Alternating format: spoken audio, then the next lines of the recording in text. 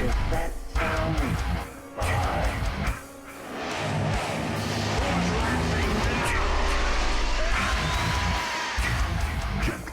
What's the boogeyman? Welcome back to the Moonjuice Metal Horror Podcast where we live and breathe heavy metal and horror, but are not afraid to shit on both of them. If you've already seen the thumbnail, you already know what this is about. I'm Mike, by the way, and you forgot your name. I'm Matt. Sorry. Dude, my mind is like, I'm wired and ready for this shit, so I may forget a few things. Yes, I'm Matt. He's Mike. Yeah, so this is one that we've been looking forward to for a lot of reasons. There's so many things that surround this movie that you can complain about and you can say are absolutely terrible, and most of it is derived from pop culture. But this movie by itself is, in my opinion, this is just my opinion, even though it's been said everywhere else, this is probably one of the best sci-fi movies ever made. It is also one of the best horror movies ever made. And overall, it is one of the best movies ever made. Period. Yeah.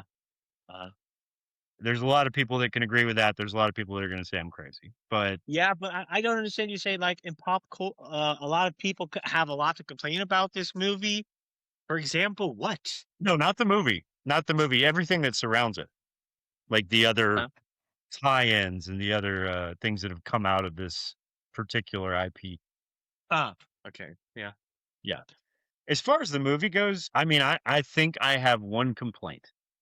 Just one, and it's not even worth talking about because it is so simple and it all comes down to something that they probably could have fixed and just didn't have the time to fix it. But whatever. I'm not going to string anybody along anymore, and I don't think you want to either. Let's go ahead and say, what movie are we doing, Mike? Alien. Yes. In space, nobody hears you scream. That was the slogan. Yeah.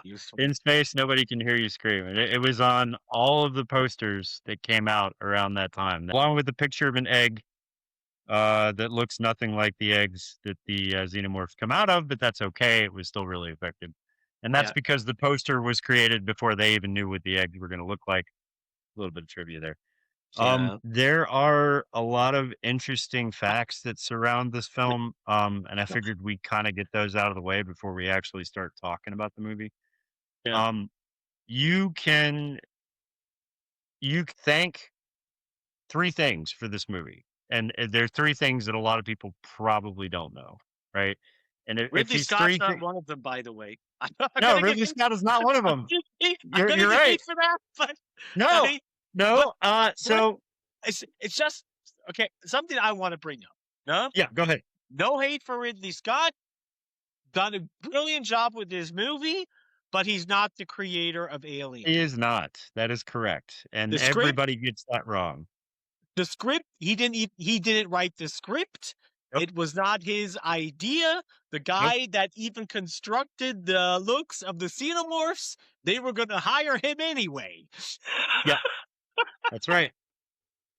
So Ridley Scott, if you want to thank Ridley Scott for this, Ridley Scott is the guy who came up with how to film this movie to make it extremely dreadful. That's true. That is Ridley Scott's contribution. And a little known fact, he was the guy behind the camera, holding the camera the entire time. There's not a shot filmed in this movie where he is not the one holding the camera. Yeah. And this was also before Steadicam. So this guy had the camera on his shoulder the entire time while filming this film. And it is a very big camera. So and as I said, I mean, credit where credit's due. I mean, he directed this movie, and he should actually receive all credit for it, obviously. Yeah, but he is just simply not the creator of the Alien franchise. And the whole creator does not get enough credit, dude. Not at all. The actual creator was Dan O'Bannon. And then he had his buddy, his drinking buddy, actually, who was also into movies. Ronald Shusett helped write it. But this is only because, so little quick backstory on Dan O'Bannon, right? He grew up in the Midwest in America in a town like Smallville, right? Yeah. It was his house in the middle of a field. The closest town was like 8 miles away. They didn't have a TV. It was a one-room house, and the only thing he had was comic books that his dad would pick up from the store every once in a while, and he was fascinated to death by anything alien. Like, anything that had to do with outer space, because if you're trapped in a place like that in middle America and the only thing that's around you is animals and grass all the time, then the idea of the stars and what could Yeah. possibly be out there is super interesting. And Well, so this guy was an artist too. He used to draw his own comic books. Yeah, it's stuff that kids do, stuff that yeah. I used to do, right? And just really like the idea of alien life. And so he continued that up until college and then decided he wanted to make a film about an alien, which he did.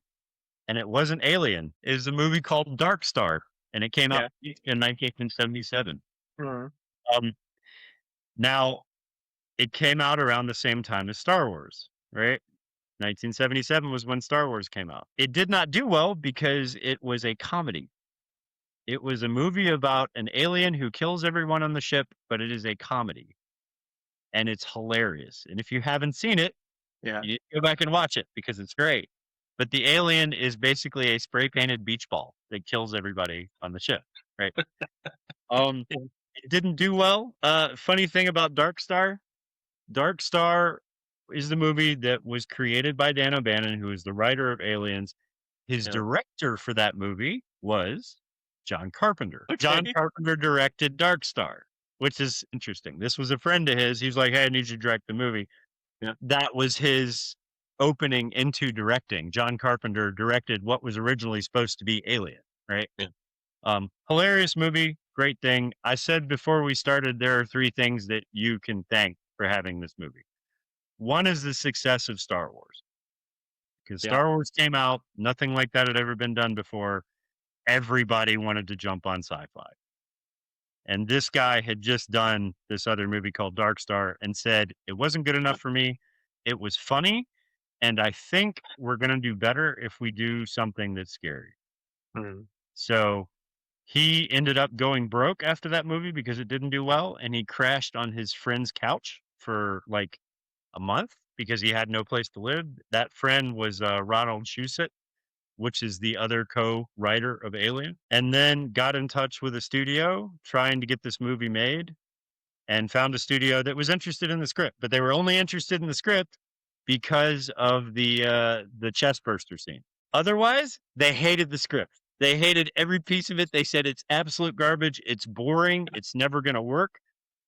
But the chest buster scene is great. So we'll make your movie because of that, right? So Dan O'Bannon is also the guy who came up with H.R. Giger.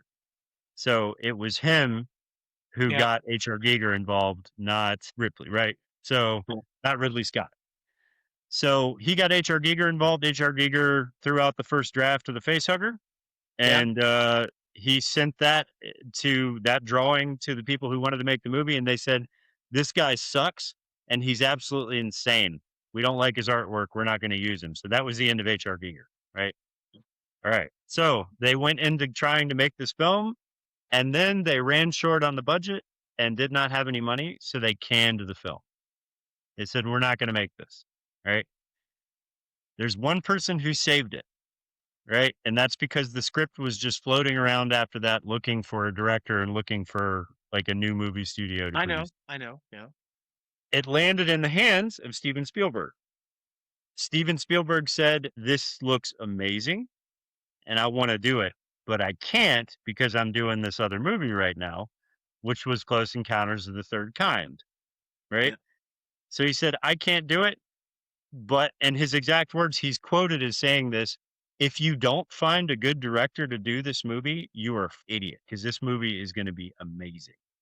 Yeah. So Yeah. instead of canning it, because Steven Spielberg said that, they were like, "Okay, well, if Steven Spielberg says it's going to be a hit, that's gold. So we got to find a director."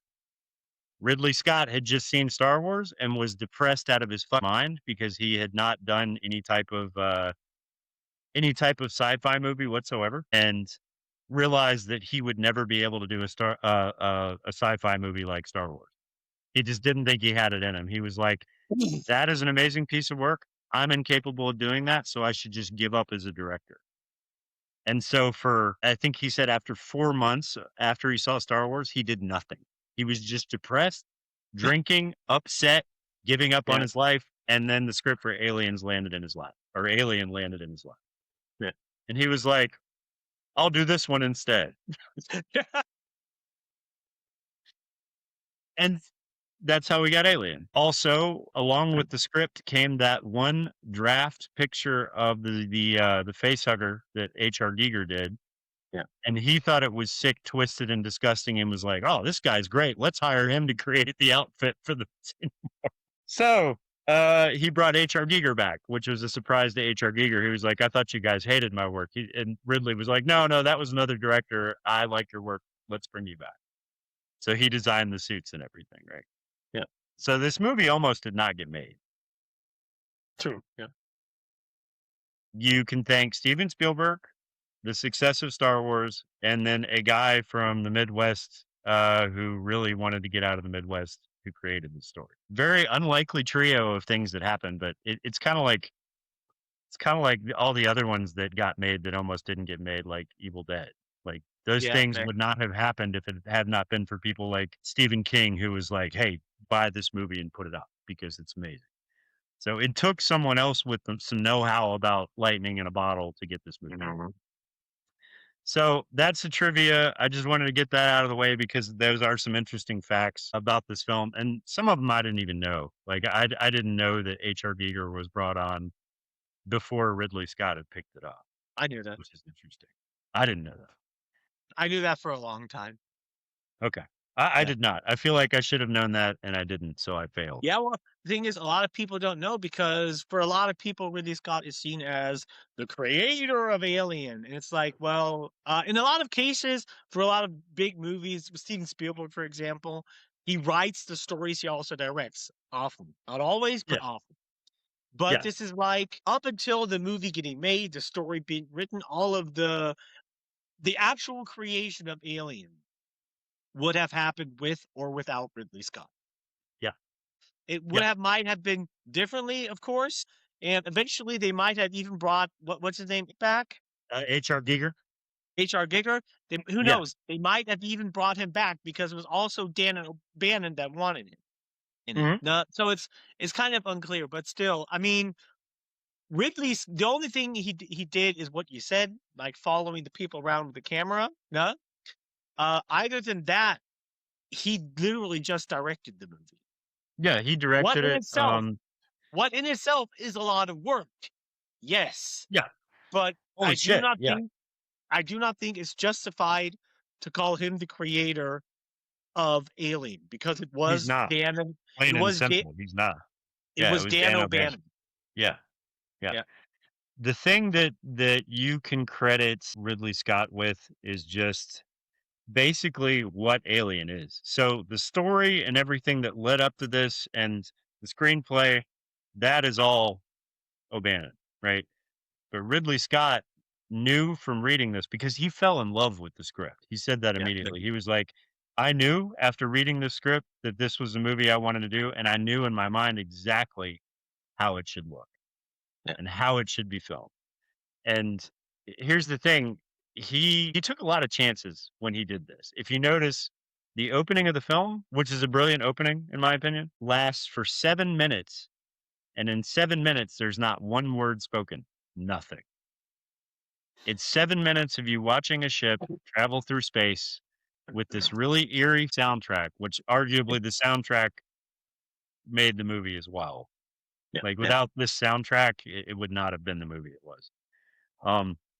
But the filming, if you notice the opening scene on the inside of the ship, it is one constant shot, which is awesome.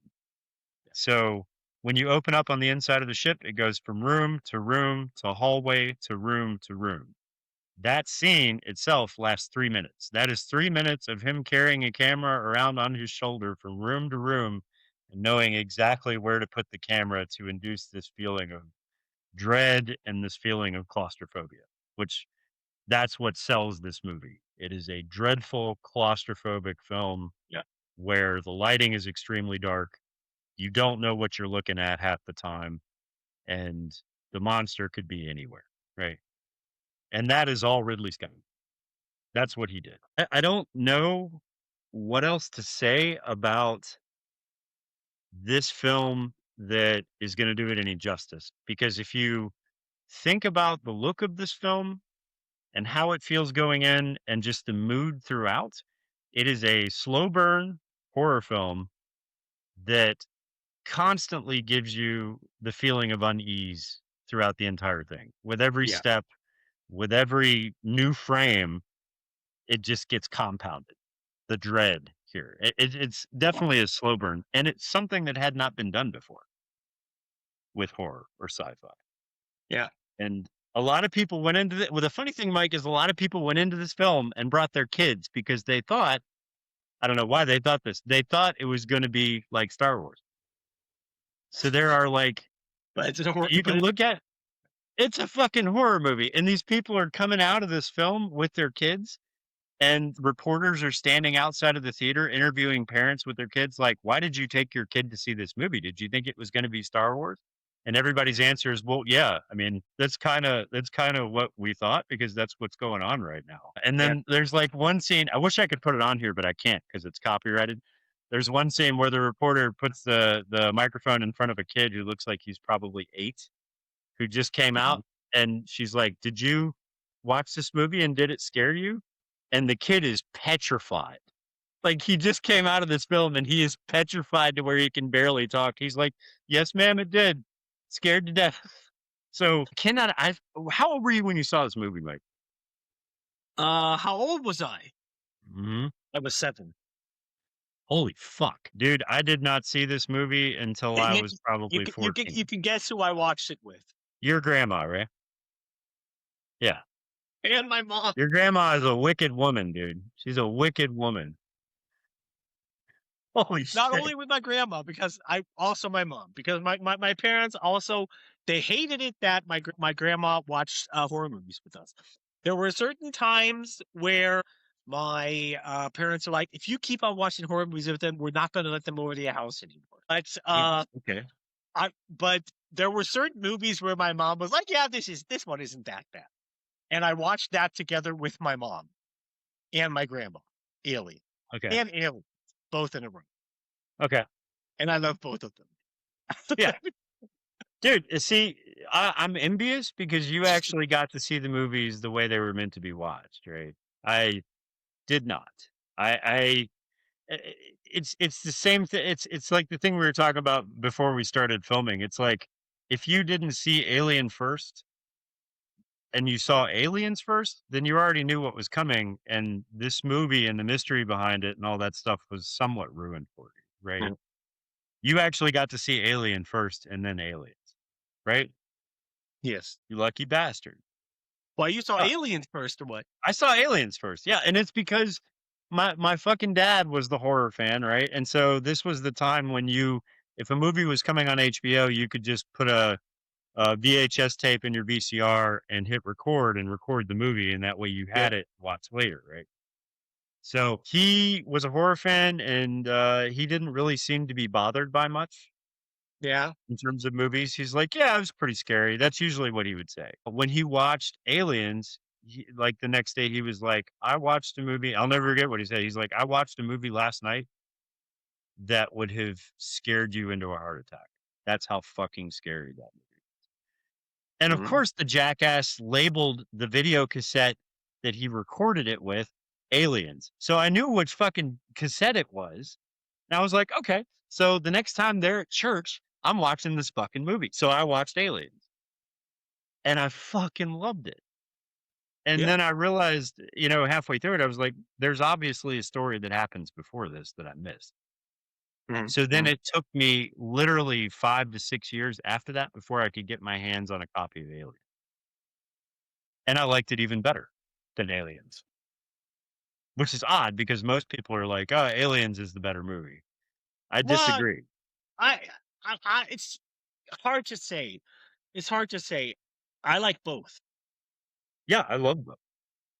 I like both equally. I would say that one is better than the other. They're both insanely good movies. Yeah. Just like Terminator 1 and Terminator 2. I wouldn't say that not any of those two movies are better than the other. They're just, different in multiple They're ways. different films. Yeah. Yeah. Completely different films. Alien in terms of tone is probably, and keep in mind, this is coming from a horror catalog of thousands of movies. I do not know another movie that did dread and slow burn successfully or quite as successfully as this film did it. Mm-hmm. There's nothing else. A lot of people argue that John Carpenter's The Thing did it, but I don't. There's too many problems with that movie. It's a great film, but Yeah, logically there's too many problems with that movie, and I wouldn't necessarily call that a slow burn dread film. Although me everybody neither. compares that movie with this one. So I don't think that's fair either. I don't know, man. I'm not, without nerding out and going on and on about how this movie is filmed and all the tricks that were used and just how well they used what they had to make this movie this good. I could go on for hours about it too. Like, Yeah, of course, from of course. from start to finish, this movie, it makes you feel like you need to take a shower afterwards because it is fucking scary. Scary as shit. Mm-hmm. And here's the thing, it's not a gore fest, right? It has obviously some pretty like gory scenes in it, but it's not a gore fest, so it's not a shock thing. Most of this is psychological. Most of it, yeah. Yeah.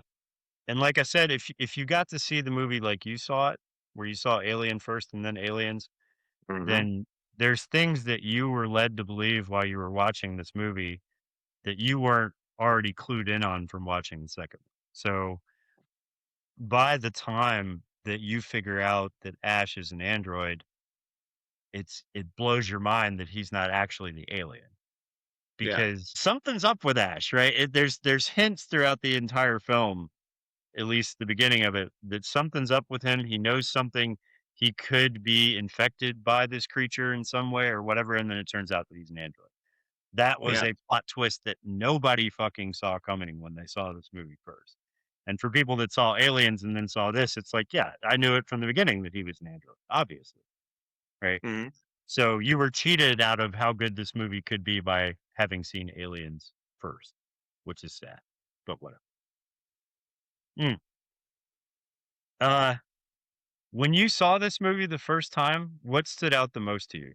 What really made you like it? The chest burster scene. I knew you were going to say that. I knew you were going to say that. Yeah, that's what everybody remembers. But the crazy thing is what's unsettling to the most people about it is I was 7 years old. I saw it. I love the chest bursting scene. This didn't scare you to death at 7 years No, old when you saw that? no, not a bit. Dude, I would have had fucking nightmares for years just because of that scene. At 7 years old? Holy fuck. No. I don't remember having. I do not remember having any nightmares watching this or what's the other one? Aliens. Nor with Friday the 13th. I had nightmares. No, it wasn't Friday I think it was Nightmare on Elm Street and Friday the 13th that I had nightmares with. Okay. Those definitely. But this one, it didn't bother me. Okay. It did. I would even say my mom liked Alien. My mom didn't even. My mom also didn't think it was scary. Neither did they both loved it. No, but both my mom, and my grandma. This movie is fine. We can watch it with the kids.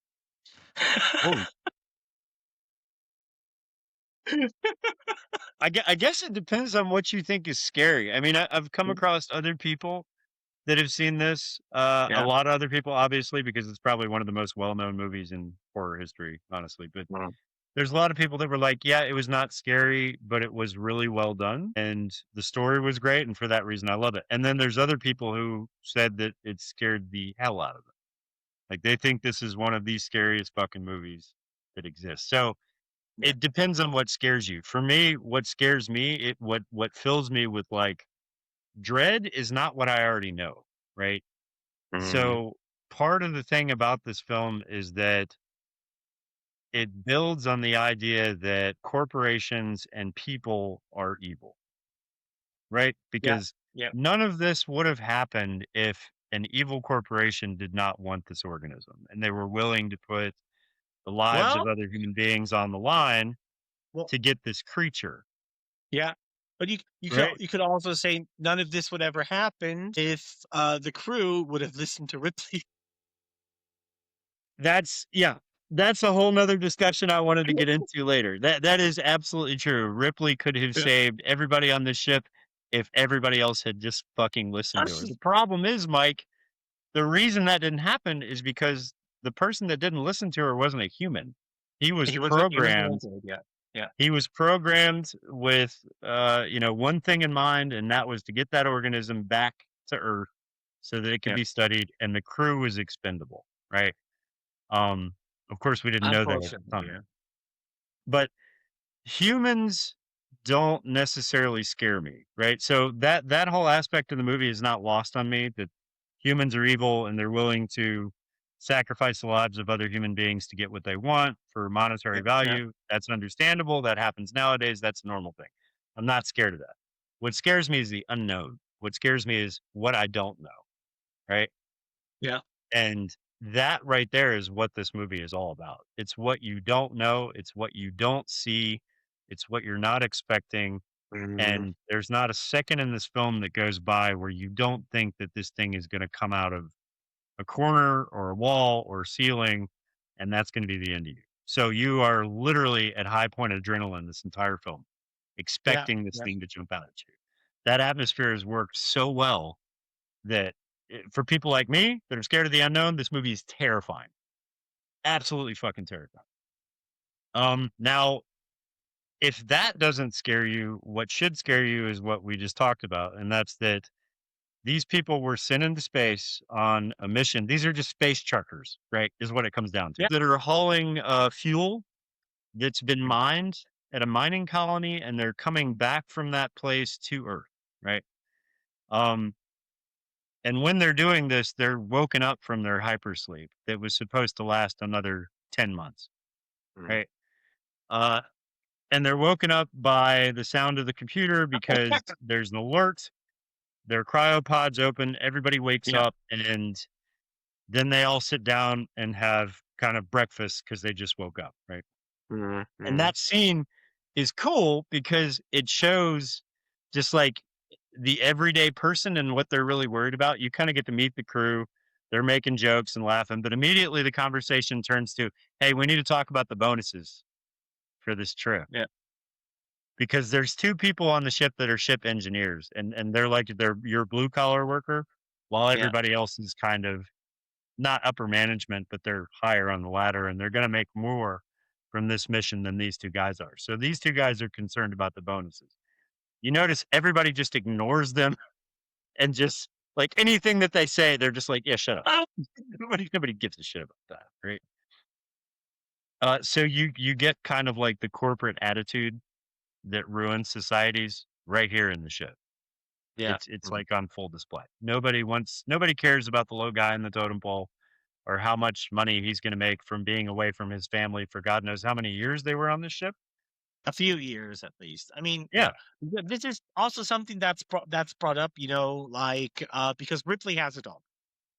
That's stated in the beginning of the two movies. And a lot of people brought it up as criticism towards the character that how can she be such a good person if she left her dog behind?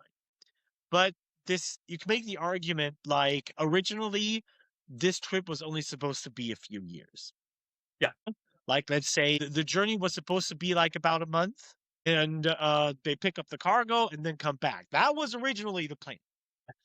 And who knows how old her daughter could have already she was yeah, her daughter couldn't have been that old considering the fact that Ripley herself isn't that old.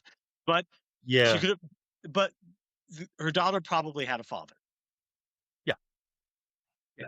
And she probably did this for her family or whatever. And she thought, I'm going to be back in 3 or 4 years. Now I'm going to leave my kid with her dad. And that's how I would explain it yeah. because you never planned to be gone for 70 years. Right. Also something that is brought up in the video game Alien Isolation, where you play as Ripley's daughter. Yeah. Right. Yeah. that's the thing. I don't think with this version of humanity in the future, there would have been a lot of things like this where you would have had to have gone off and you would have been gone for 5-6 years and come back. But usually at the end of that, you Yeah. probably had enough money to just relax afterwards, I would assume. And that's why everybody's concerned about the money that they're making on the ship. I don't think there's a moral argument there for a mother leaving her kid for stuff like that, because honestly, that happens in our society right now. I mean, what are service members? They go fight overseas, and sometimes you're gone for a year to 2 years, and you leave your family home, and you come back with a bunch of money, but they don't know if you're coming back. That's something we do now. So I don't think that's too far fetched at all. When they're gone, they go into hypersleep, and they're only woken up when the mission's at an end and they're almost home. So when these guys wake up, they automatically think they're in their normal system and they're close to Earth and they're about to dock, right? Only after breakfast do you find out that that's not what happened. The ship sent them in a different sector, in a different area, because there was a distress beacon that went off, or at least what they thought was a distress beacon, right? And so this is a point of contention that comes up with the two maintenance crew guys on the ship. They're like, well, it's not really in our business description or our job description to do all this extra shit. So maybe we should get more money and a bonus, because now we're having to do this side quest kind of thing, right? And that's when Dallas, the captain, is like, he looks at Ash's character and he's like, do you want to tell him? And Ash is like, well, if you read the fine print, it says that at any time that a distress signal is found during any one of these missions, the entire crew is supposed to stop what they're doing and investigate the signal. And if you don't do that and you don't play along and you're not part of the crew, then you forfeit all of your shares. And so now these guys are like, fuck. Okay. So now we have to do it too. Right. And so that's what happens. They go and investigate this fucking planet. Now, here's something that I don't get, right, Mike? So it said that it's a distress beacon. Yeah. But it turns out not to be. It's a warning. Yeah. Right. But how was that not found out before they got there? Because there has to be a certain kind of, this is obviously a warning and this is a distress beacon. There has to be like a clear indicator of the two. Well, it was Ripley who found out that was a warning. Mm-hmm. And you don't ever see anybody actually questioning it. So it's like, I would say nobody really looked into it. And considering the fact that Ash is an android, he could have easily faked it somehow, or made it look like it was supposed to be a distress signal or something on those levels. That's kind of what I thought, because they take everything from him. When he says something, they just automatically assume that he's telling the truth because he's the science officer and he knows. But nobody looks into it. Nobody. Yeah. Right. Ripley is a nosy person, positively a nosy person. And if she had not looked into all of this stuff that was going on and seen the holes in the logic this entire time, probably everybody on that ship would have been dead a lot sooner than they were. And she probably would have not made it out of there either. Yeah. Yeah. Like she literally is the reason that she made it out alive, trusting her own intuition and not listening to anybody. Yeah. I don't like any of the fucking characters on the ship, Mike. I don't like them. I don't like any of them. Not Dallas, not the two workers, not the other female, none of them. I like Ripley. She's the only person that is using any fucking common sense in the entire movie. The rest of them are just kind of like NPCs. As far as I'm concerned. The only one I actually like is Kane, but that's the guy that has a chest burster come out of him. No? Yeah, but everybody else is kind of like being dumb. Yeah. Dumb. I mean, Kane, you can say with the overmorph or the alien, the xenomorph egg, they're called overmorphs for some reason. Yeah. No? Right. Opening up and him looking into it, okay, you could call that dumb. No? Yeah. But to be honest, that's a reaction a lot of people were having. And he was basically doing his job. So he's in all these things. Oh, look, cool. What's happening there? An egg is opening. I'm going to stick my face in it. Yeah, a lot of people would be that naive to not assume the worst. Fuck But I that, mean, dude. it is a little bit tough. If you come down and you see thousands of eggs, I'm not going in there, dude. I mean, my first thought, usually, if you're a halfway intelligent person, would be, "Where's their mother?" Yeah. Yeah. I mean, this is clearly a nest. I'm getting the fuck out of here. Right. Right. The other thing that's interesting about this movie, though, with that in mind, Mike, I'm sorry to cut you off, but with that in mind, you have to assume that these people have never seen a horror movie before and that this universe exists without those tropes. So if you look at it that Well, way, maybe he would have marched into the egg nest. I don't know. I don't think a lot of people. Yeah, yeah. Well, I would say no. I think horror movies could exist in this universe and people still act this way based on the fact that the majority of people are just idiots and stupid. But also, if you say with most people are at work, and you notice it every day at work, they never expect things that happen in movies to happen in the real world because that's Right. movies. So that's kind of the line these people are. They don't expect anything scary to happen to them because to them that's probably all just movies. And by the way, these are space truckers. So Yeah. these guys' their job is to basically go pick up cargo and then come back. So they might have knowledge on how to run spaceships and repair them. So probably one or other of them probably studied some kind of rocket science shit or whatever. Yeah. Right. But other than that, I could totally see them acting this way, even with the knowledge of horror movies. But also you have to a certain degree here, just to a certain extent, you have like the typical somebody has to be an idiot for the plot to happen, Yeah. Yeah. or to, That's or to that's be what at I was gonna least say. or to be at least extremely naive. But you also have to consider if you look at the atmosphere, for example. Now, what also I would say what you can use to defend their behavior is in this atmosphere, life is impossible. You can't breathe, nothing. So Right. if somebody go into that, it's safe to assume that person is not going to think that they're going to encounter an alien species because it would be like walking on the moon. Right. Nothing's alive up there. So you can equally, when they go onto this planet, make that argument. There is barely any breathable air. There's nothing that indicates that anything could be alive on this planet. Right. So you can also make that argument. So that's why Kane specifically felt like he was entirely safe. Yeah. But yeah, but you could go on with arguments like this for Well, yeah. The thing is, when I watch movies like this or just horror movies in general, I always wonder what my line would be.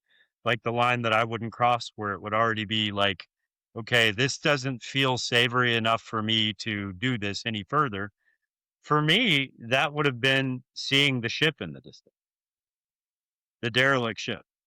You're right. So the minute I saw that thing on the horizon and the way that that thing looks, it does not look like any other ship that they've ever seen before. And by the way, it's crashed on a planet where the atmosphere is unbreathable. This is obviously the ship of some other species that we have not alien. encountered. Yeah. That Right? that would have also been my point where I would have left. I would have got at that point. I would have gotten back into the ship, put it on a correct course again, and then went into hypersleep. Yeah. Yeah. And here's the thing. If somebody had said that down there, like I don't think these guys obviously they're not equipped. Like they say, okay, we don't know anything about the planet, we should get the weapons out. That's said at one point. So they do take weapons with them, but they're not equipped to handle a species that they've never encountered before. And the chances that these things are alive because there is a distress beacon going on, that probably means you might actually encounter them.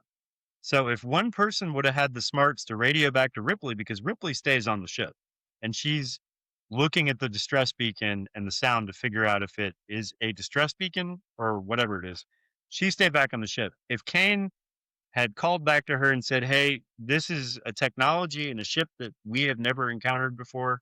This could be an alien species. Most likely it is. I think we should abort. She probably would have said, okay. Aboard. Yeah. Yeah, and I'm sure Dallas would have too, because that would have been an easy thing to explain away. we were not equipped to deal with an alien species, which that's obviously what this was. Mhm. So I would have stopped the mission. But like you said, for a movie to work, you have to have people who are not thinking clearly and doing the wrong thing. And that's Yeah. exactly what they go into the ship. It's obviously alien in every way possible. It doesn't look like anything that we have on Earth, even in the future. The inside of the ship looks like the inside of a dead creature, right? Just like everything in Alien. It's very giggerish, Yeah, yeah. very biomechanical, right? If I had made it to the ship and inside of the ship, if I had made it that far, I would have turned around after looking at the inside of the ship. And I've been like, no, we don't need to do that. Let's fucking get the fuck out of here, dude. Yeah, I mean, yeah, even okay, there's multiple things that go wrong. Even though the people on the Nostromo act just as stupid as the people on Idiot Ship in Alien Earth, there's entirely different reasons why, even though these people are acting insanely stupid, it's justifiable in that situation because they're not, I mean, you could trained for this situation. They have no fucking idea what they're dealing with. Right. They're just space truckers, Right. more or less. So it's like that these type of people in that situation would act stupid. Okay. But Alien Earth, these are specifically trained people. What Yeah. makes it even worse? But different situation. Yeah. Which is what makes Alien Earth completely unbelievable in Yeah. every But single yeah, way. every single but even at the latest point, when the face hugger come out of the Xenomorph and get tamed, on the face. This Yeah. is like this is the point where these people should at least have enough knowledge of biology to see what's happening now. Yeah. Because this is an alien species. Right. They know that now. They have no clue. Is it hostile? Is it a predator? May it bring viruses, microbes, or whatever onto this ship? So even though Kane has this thing attached to him and they want to save his life, no way Dallas would have made this decision. No. I mean, No. maybe not even the other girl. I mean, as cold as it sounds, you can see that this is some kind of a parasite. And you know from Earth that there are certain species that reproduce this way. So this Right. is a specific life cycle. Now, Specifically the worst kind of creatures too. yes, That's exactly. the other thing. The worst kind of creatures do exactly this. So it should have been apparent. It should have been apparent. So even if so there's with a basic understanding of biology, and you don't even have to be a biologist, just if you read occasionally about this, it's clearly fact that there's no way he's going to come out this alive because this is impregnating him with something. Yes. Of course. And Yeah. There are species on our planet that do exactly this. yes, The problem is, Mike, their science officer should have been the one to speak up, but he didn't because he's an android, and that's what makes this brilliant. yeah, yeah, because he's the Nobody one that else also, thinks about that. Yeah. yeah, no, Ripley does. Ripley, Right. Ripley, Ripley locks the door and says, "No, I'm not opening the door. You know the protocols. We have encountered an alien species. The quarantine protocols are pretty clear. I'm let that guy in." Yeah. Right. Yeah. Yeah. Basically, I'm not sure exactly what she did. Basically, kick him back out, and then I'll open up the doors. Yeah. And I mean, it does sound pretty fucking cold here, but It's not, though. it's not. Protocols are It's not. protocols for a reason. They protect everybody Exactly. else I mean, involved. Yeah. it's justified because she's like, I'm not going to risk the lives of everybody. One person is already down, and he's probably going to die anyway. But bringing him up ship is going to put all of our lives in risk. Right. That's just like, this is a situation everybody should have just fucking listened to Ripley. Yeah. You're absolutely right. Like I said, protocols are in place for a reason. And to have one person always be the person that stands up and says, hey, the right thing to do is this, you always have to have one more person back you up. And that's why they had a science officer, because the science officer should have immediately said, no, she's absolutely right. We're not opening the doors. You kick him back out and we'll let you in, and then we'll figure out what to do from there. Period.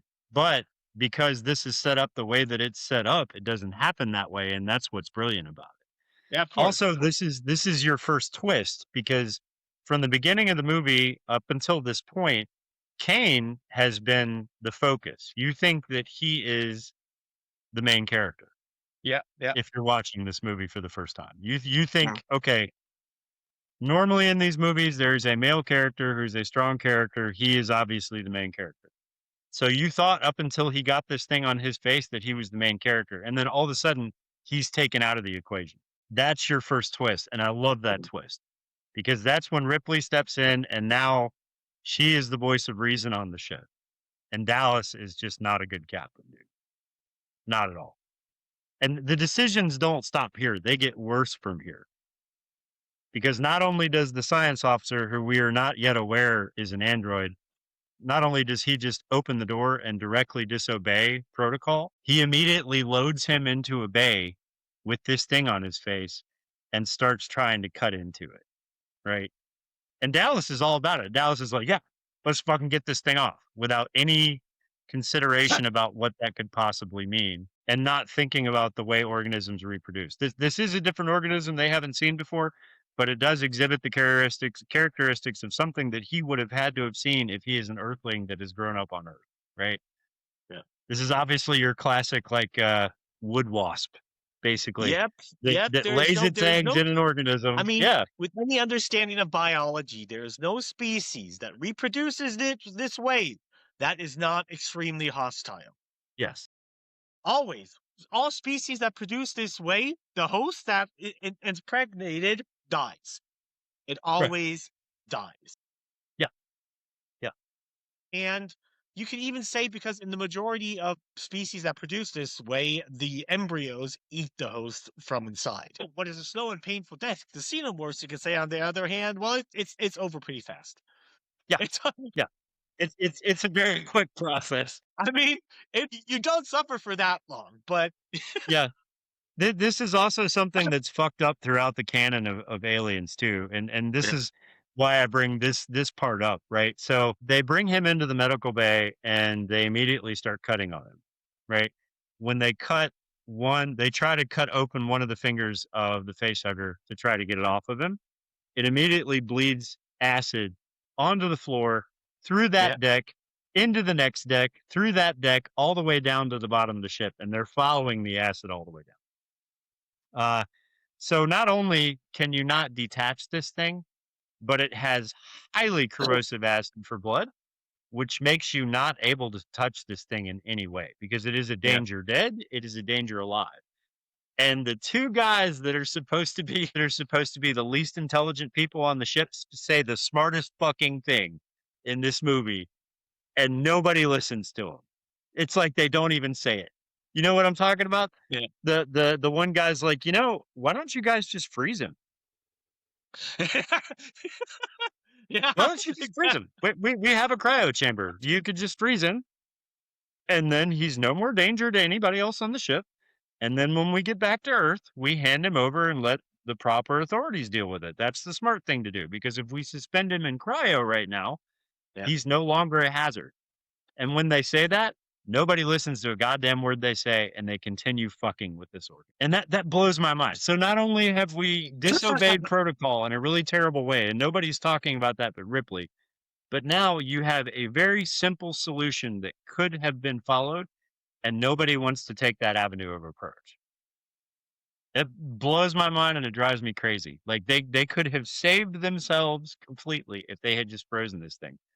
The other question I have, though, Mike, is why did Ash not want to do that? It's a good question. That is a good question that that is a very good question why he didn't want to do it. It would have definitely been the easier way. Yeah. Because they could preserve the specimen. Yeah, the specimen would have been preserved, and they could have studied it from a very early point on, directly from birth. And so it's a good question. It's a very good, and also they would also have the life cycle. Now they have the facehugger, what is the first stage of the life cycle, and it would have made more sense logically. It would have been less of a risk. So for multiple things, I think like this is just like, let's say, a real world situation.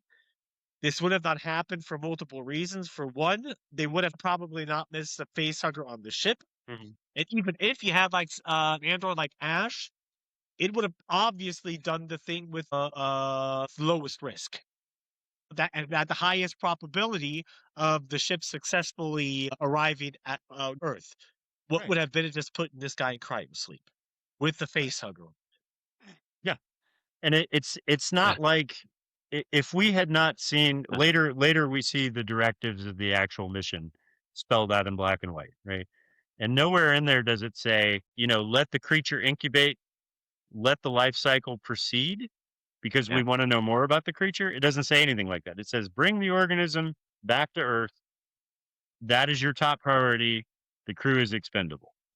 So at that time, this android who's been programmed to follow that directive would have frozen this guy, but he didn't.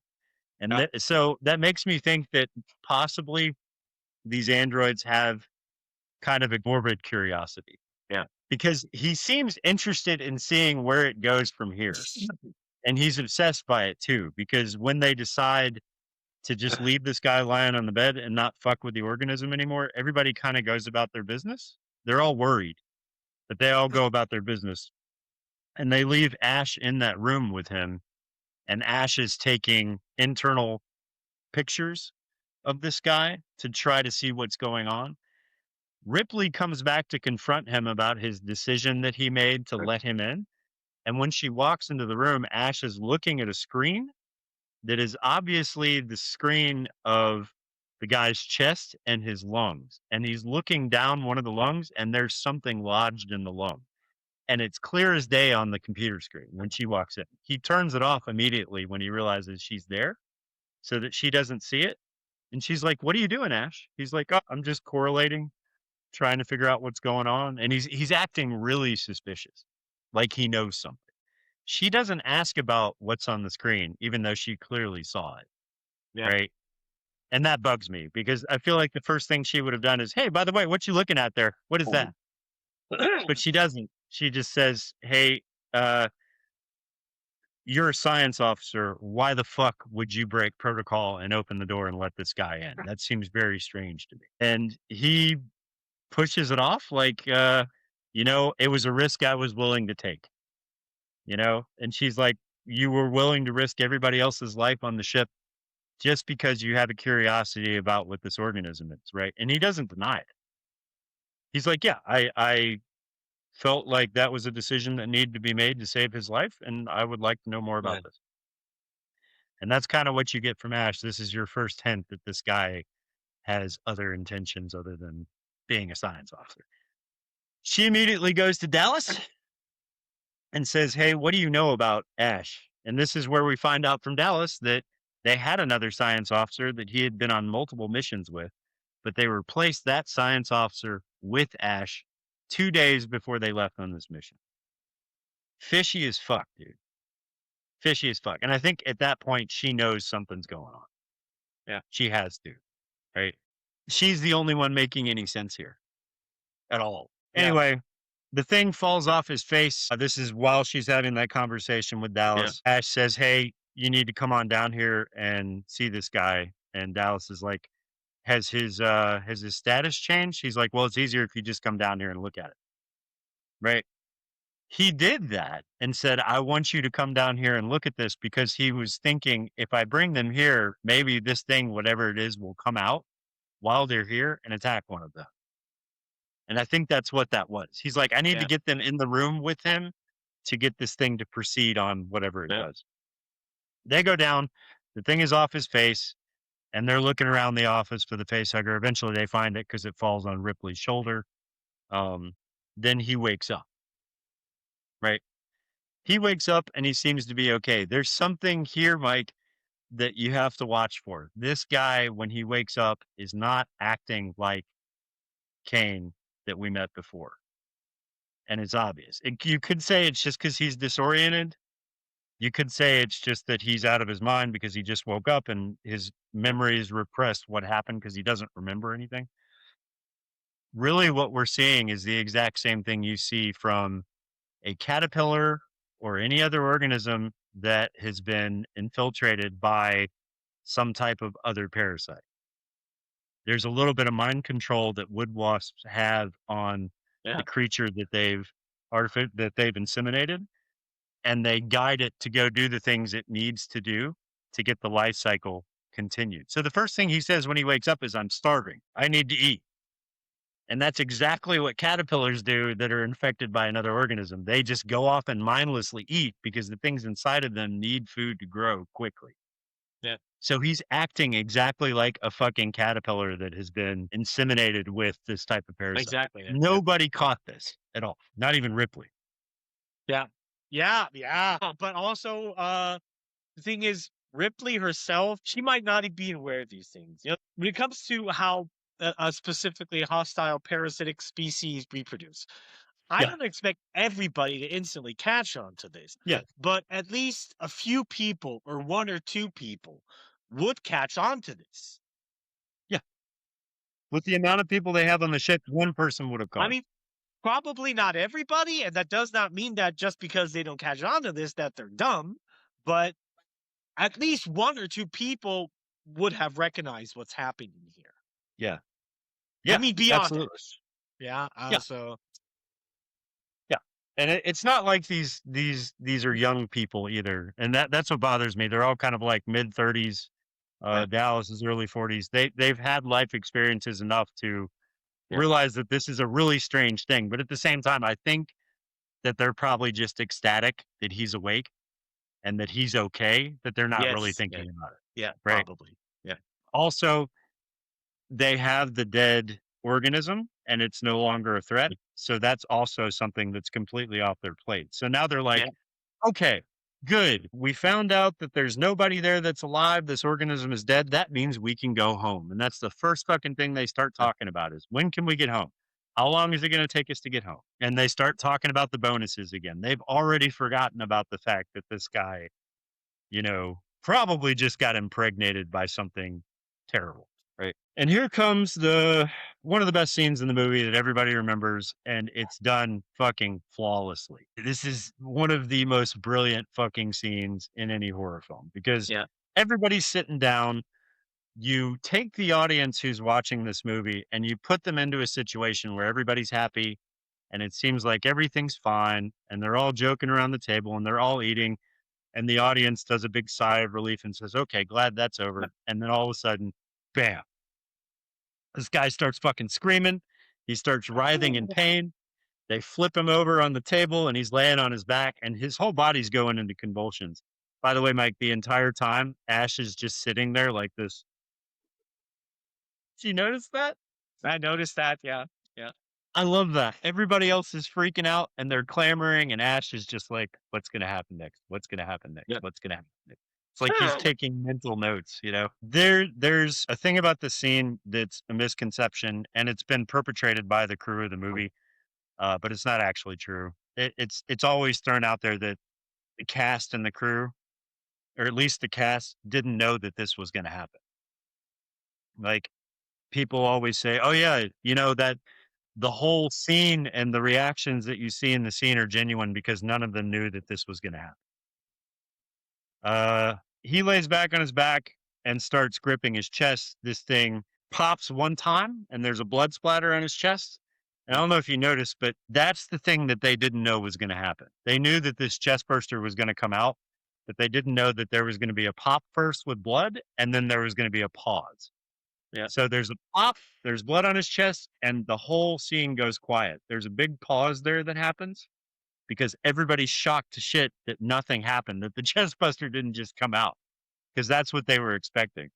And it didn't happen. So, but that pause looks so dramatic for the film that it works really fucking well.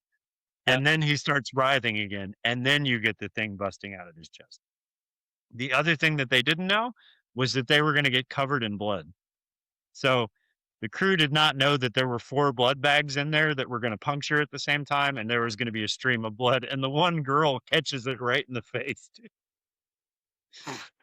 She freaks out, and that's a genuine freak out because she did not expect to get sprayed in the face with that much blood.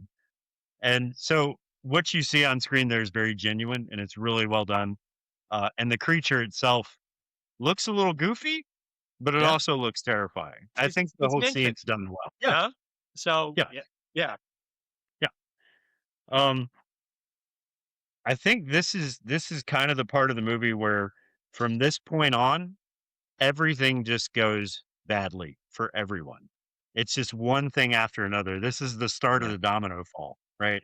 Yeah. And bad decisions are made that they probably should not have done. Lots of things they shouldn't have done. Lots of other protocols that should have been followed, but none of it was done because their science officer is obviously an android. Yeah. So once this thing pops out and leaves, Yeah. they know that this thing is loose on the ship. I don't think anybody really has any idea how dangerous this thing is, or even if it is dangerous, because what you see them do, Mike, is kind of the equivalent of if you had a mouse loose in your house, Yeah. everybody would just Yeah. go looking Yeah. for the mouse, you know? Of course, the thing is, but this is the thing. They have no clue what this thing is, but instantly the first decision they make is we have to catch it. Yeah. They they're not sure what to do when they've achieved that, but they know, Yeah. okay, we can't let this thing run around free on ship. We have to catch it Right. or do something with it. Yeah. And this is what bothers me about Alien Earth, about idiot shit. Okay. You have people that they are specifically trained biologists and soldiers or whatever who know what they're dealing with. They went to wherever these things lived, catch them. They have one of them running around on the ship, and they are just acting like it's a normal Tuesday. Yep. And You're that's absolutely like, right. and you have here people that have no fucking idea what they're dealing with. They have no fucking idea what they're doing. But their first thought is, okay, we have to catch this thing and get it off the ship. Right. Yeah. It's crazy. That's why when we talk about Alien Earth, and for anybody who doesn't know, we did a whole episode on Alien Earth, the first season. And I don't think we made it through the entire season because we just got so sick of how badly it was done that we basically just ended it and we're like, hey, we don't even need to talk about this anymore because it's tragically bad. But you're right. These guys with no training whatsoever, they have one science officer and he's not really a science officer. And everybody else is just a normal fucking person, a space trucker. And these guys know that they have to find this thing and get it off the ship. In Alien Earth, you get the same thing, except these people, like you said, know what they're dealing with. They know the life cycle of the creature. They know how dangerous it is. They probably even know where it likes to hide. And they're just walking around the ship like, oh yeah. But the thing is also that they even call it a xenomorph. They know what these fucking things are classified. No, Yeah. it's just I'm like, with you. I'm with you. I mean, there's no way people can. I mean, because people on the internet, at least, or when I talk to them about these two things, they make the argument, that the people on the Nostromo were actually even more dumber than the people here, and it's Not like, true. well, regarding the tactics and the strategies they were doing, Yeah. yes, you could have called those decisions dumb, no, but they were basically doing the right thing. They were doing the logical thing that they knew what to do. And they had no clue what they had no fucking idea what they were doing and no clue what they were dealing with because they're just space truckers. Now, if you have scientists, soldiers that are specifically Astrophysicists. Astrophysicists that are specifically trained to handle these things, that went to a planet and by force captured them, studied them at least to a degree, know that if they make decisions that are even half as dumb as the people on the Nostromo, makes them 10 times dumber because they knew exactly what they were dealing with. Or, Mike, just poorly written. Just poorly fucking written. That is what. With absolutely no care to the source material whatsoever. Like, I cannot say, and I've seen that argument online all the time that, oh, well, the people on the Nostromo were dumber than these people. No, they weren't. They were only uninformed. That's it. They are uninformed. They are ignorant to what this is, what it can do, what damage it can cause, what it actually turns into. None of that. They know nothing, and they still make better decisions than those guys did. Yeah. And that's why I will take this opportunity again to say, if you are a fan of this movie in particular, you won't give any time to Alien Earth whatsoever, because if you're, in my opinion, if you're an Alien fan, you won't give any time to Alien Earth. No. The only ones that give Alien Earth time, and I'm going to probably insult a lot of people, are either normies that don't really care. They just watch it because another Alien show or Alien movie is coming out. That's fine. Yeah. I'm not going to say anything wrong about those people, but if you're an Alien fan, you're an auto intake zombie. Yes. That you like everything just because it has the name Alien attached to it. Yeah. And even when people say, like, no, this is outside of the box. No, this is not outside of the box. This is pretending that the box never existed to begin with. Yeah. Exactly. The other thing that I have not seen brought up that is also immediately cancels Alien Earth is that if that story is true and it happens before this movie, which it does, right? Then Ash would have already known what the creature is capable of, where it comes from, how it reproduces. He would have known all of that, and all of that info would have been in the directive that they look up in Mother. And it would have said, hey, this is the creature. This is what it does. Not necessarily Mother, but Ash would have had it. Because the corporation would have put into that, because he's an android that can be controlled. Right. Not like a human. So he would have had all of this information. And with that knowledge, he also would have not let any of this happen, because it is a much smarter, logical thing to freeze this guy when he has this on his face, effectively stopping the life cycle, saving the crew, which he didn't care about anyway, but you need the crew to get back to Earth, is my point. Yeah. Right? We see the way that this ship is piloted. We see how many people it takes to land it. This is not something that he would have been able to do by himself. Yeah. So he would have needed the crew to get back to Earth. So he would have frozen this guy immediately with all of the knowledge that they had in Alien Earth. This movie probably would not have happened at all. At all. It wouldn't. Like, it just ruins this movie. I just drives me fucking crazy. I don't know. Like, you take something that's this brilliantly well done, and then you just ignore it and try to build around it with nonsensical plot devices. It just drives me crazy. Anyway, fuck Alien Earth. Yeah. Exactly. And you know, me and Mike will probably disagree on this too, but from my point of view, fuck the other prequels too. Like, for me, they were not bad movies. Right? Nah, but and we said we weren't going to fucking do this, but we're doing it. All right? We're fucking doing it. The other two prequels are not bad movies, but they are not fucking Alien films, and they didn't need to be. No. Because I think they should have just entirely removed the Xenomorphs from the story entirely. And it would have been fine. It would have been absolutely fine. It's just they were okay, but I just thought giving the Xenomorphs an origin ridiculously stupid. It was stupid. Yeah. And I'm not saying like it takes the mystery out. I know you see it that way, but for me it's just this is just an alien species that developed on another planet. You don't have to give it some fucking origin of its species. I mean that's stupid. You don't have to do that. And if you were going to do that, why black goo?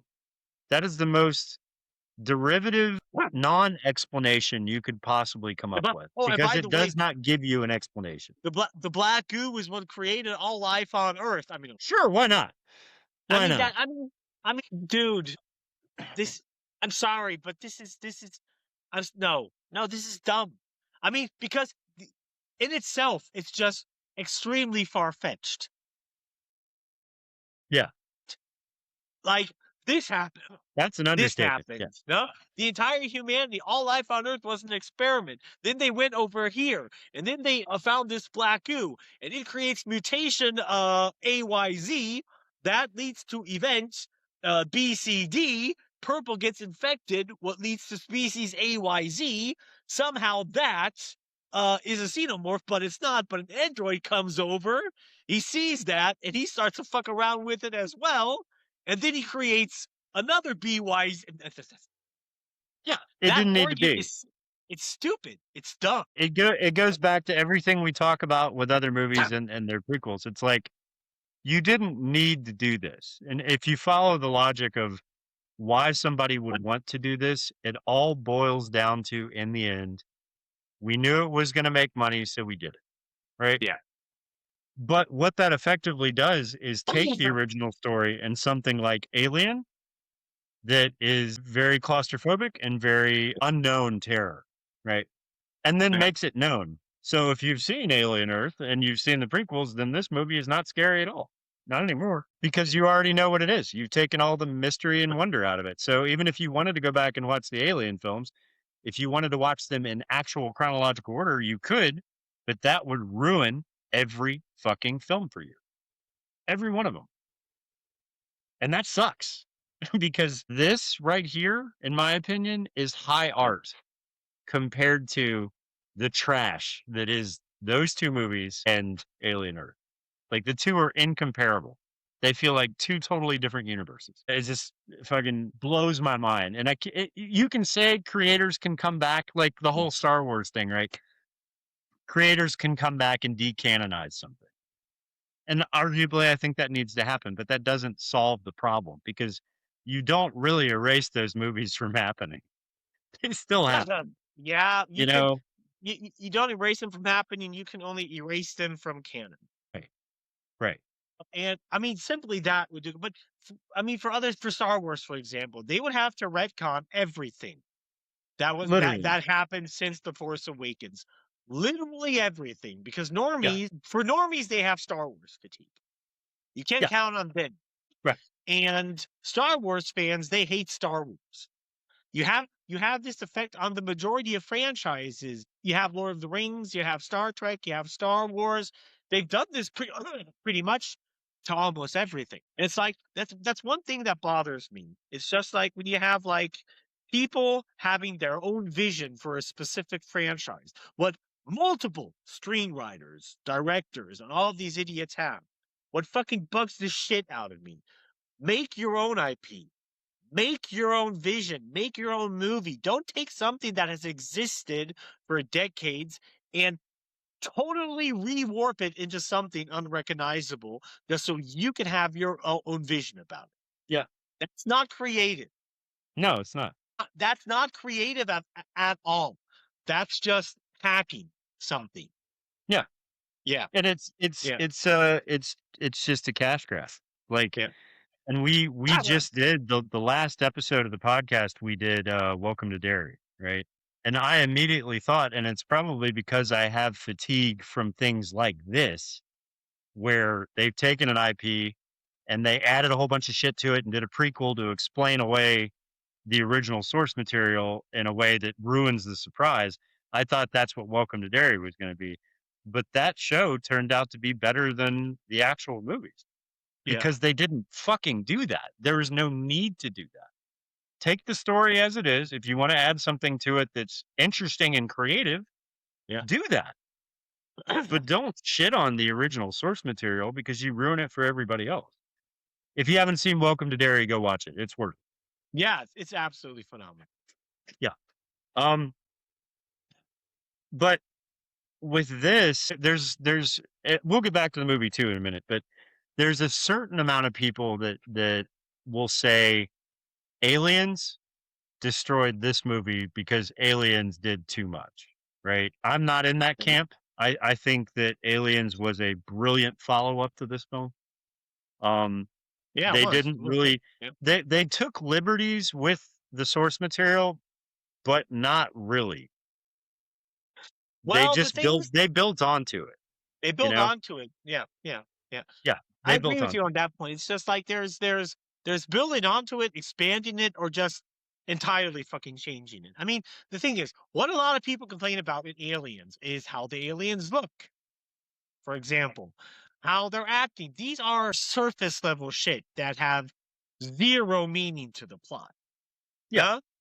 Right. So that's like when people, what bothers me is people from that camp, when they complain about that stuff, that is like surface level shit. And goddamn it, the aliens could be fucking pink for all I care. It would not change the plot, the story, or the canon. It's just for some fucked up reason they're pink. Who cares? Right. That's a surface level thing. But if they have like fundamental world building, canon breaking things, plot, I mean, things that create plot holes the size of Jupiter. Huh? Yeah. They don't have a problem with that. Yeah. Yeah. That that that aggravates the shit out of me, dude. With Yeah, I know. multiple things. I mean, I don't know. I don't know where to begin with this stuff. It's Well, I mean, so if you take this movie for what it is, right, and then you wanted to build onto it, you could have done that multiple different ways without breaking canon. And I think the way that James Cameron did Aliens was the best way that you could have done this to make it make sense and kind of one up the first movie because this creature is terrifying because you don't know anything about it and you're on a ship that's claustrophobic and you're stuck there with it with no way to get rid of it. You're just playing cat and mouse with it, right? The next movie, there's a shit ton of that creature on a planet, but you have a group of colonial marines with weapons that are able to take this thing out. So it's still scary and still terrifying because there's so fucking many of them, but they did not change the fucking creature. The only thing they changed about the creature was the design. And the reason the design changed is because there are different versions of this creature. Period. Yeah. I mean, what makes sense? Yeah. Yeah, I mean, different iterations. You could say like the xenomorphs are, I'm not sure what kind of an ant bee-like species. Yeah. So they are going to have at least two different types. They're going to have like the normal workers, what you see the majority of xenomorphs are that are chromosomically all female. Yeah. But you're also going to have drones as a male xenomorphs. And there's going to be, of course, a queen, and she's the only one that can reproduce.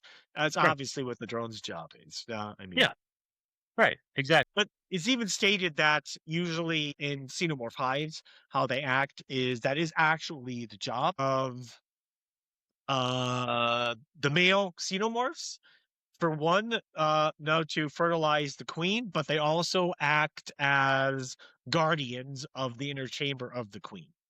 Right. Because there are fewer in numbers, but the male xenomorphs are more robust and a little bit larger than the female ones. Yeah. But so that's why they are usually the ones directly guarding the queen. Why specifically? You see in Aliens, you see like the two xenomorphs, why they specifically look different from their head shape than the other xenomorphs. It was because, I mean, if you go by the canon described in the books and the comics, they were drones. They were male xenomorphs. Right. Yeah. Exactly. Yeah. So it makes sense. And all that stuff was done on purpose. And all it did was make the story more interesting while building onto the lore. There was nothing to break. Building onto the world building, not entirely destroying it. That is just the laziest mechanic to just ignore everything that happened before and be able to do whatever the fuck you want to do. Yeah. And that is literally why they did it. How people can argue and be aggravated because, I don't know, they changed the design of how the xenomorphs look. Yeah. But they can entirely nuke the canon and the world building, and people don't give a fuck. Yeah, I don't, it's selective hatred is what it is. It's like and this is what bugs me about most fans of anything, right? They're like, well, I don't care as long as I'm getting more of this, right? As long as I'm getting more aliens, I'm happy with it. Okay. But you had to have liked Alien for a reason, right? You had to have liked Alien and Aliens and the good movies for a reason. Those reasons just got destroyed with the thing that was just created in the name of giving you more of that thing that you like. So how does that fit your worldview in this IP? Like, so you love this and you love this, so let's destroy this in the name of getting more of that. Oh, so it was more violent and the special effects were better, so I loved it. But that's usually the argument is it was more badass. Well, badass doesn't mean better. It just means more shit exploded, or it just means that the special effects may have been better, but that's not why you like something. You like something, I hope, because of the story and because of the character development and because of how great an original idea it is. But now you're praising the thing that just destroyed what you loved in the first place. And that's what I don't get. That's what I mean. It's easy to understand why these things are allowed to happen because money talks, right? Money, of course. Money talks. And if you can convince a studio that you are going to make a boatload of money by doing something, you're not going to have a problem convincing a studio to let you do it. Yeah. But some things just shouldn't be done, I don't know. It's how much more of these things do they have to do and have it totally fail over a period of years? I mean, this type of Matt. I mean, there are other different factors that come to it, but it's also specifically that type of thing that almost totally destroyed the AAA video game industry, at least in the Western perspective. Sure. I mean, that specific behavior also entirely annihilated Star Wars. Yeah. I mean, for example, because you had like a Skeleton Crew come out, and it wasn't bad. It was a decent show, I would say. Yeah? It's like the Goonies in the Star Wars universe. I mean, yeah, of course, but it was better than anything else that had come. Yeah, I agree with that. So, it was better than everything else. I mean, I have my arguments there about Andor. I still think Andor was great, but yeah, I mean, I thought Andor was. I mean, I'm not going to watch it. It was made by Noah Hawley that made Alien Earth, and I'm not watching. And I don't care. I'm not watching anything that fucker does. I don't care. Yeah, I can understand that. Yeah. I mean, okay, I haven't seen Andor. I saw one episode I thought was boring. Maybe I could, if I get into it, it might, get interesting over the season. But after watching Alien Earth, I'm like, no, I'm not watching anything this fucker has done. I think I know he did it. I think Noah Hawley is one of those guys that if you give him the license to destroy something and you don't give him parameters, you don't give him borders and say, hey, don't go outside of these borders, stick with this. He's probably really good at what he does because Andor was great. It didn't destroy anything. It actually added to the story and did well. But with Alien Earth, they were just like, hey, do whatever the fuck you want as long as it makes us money. And that's exactly what he did. And it was awful. So it depends on what you tell people they can do, right? Unfortunately, Alien is not one of those IPs that you should be letting people have creative freedom to do stuff with.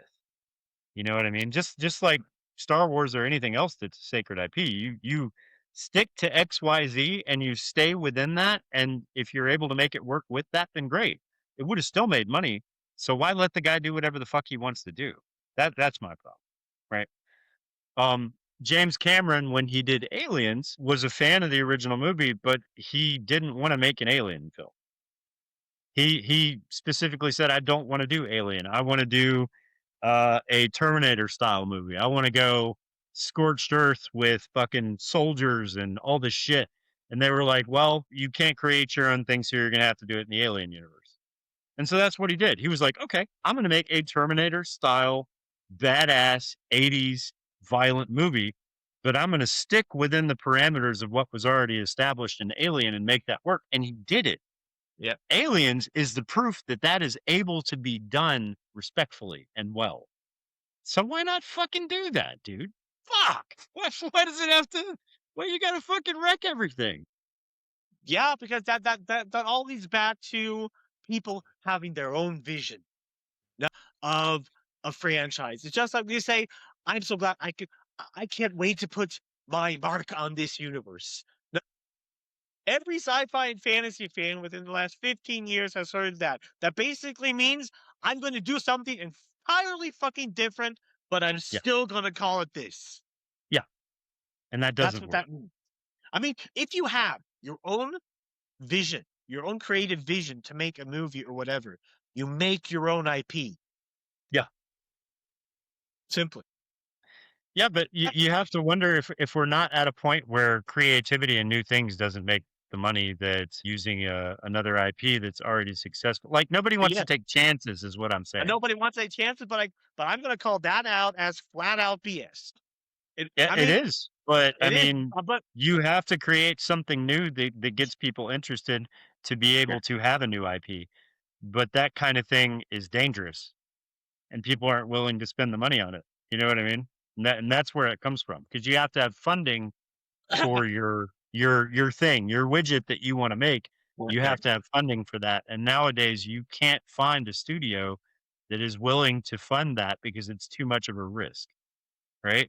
And that's fucking sad, because you've just basically stifled creativity and new ideas by not funding new ideas. And that bothers me a lot. So yeah. Anyway, we went out way in the weeds with this, but it's to point out the fact that there are some things that are high art that are done really well. They're original ideas and they stay in culture. As Mike has said a million times before, when we've talked about this stuff, original ideas stay and have staying power within culture because they were original and brilliant.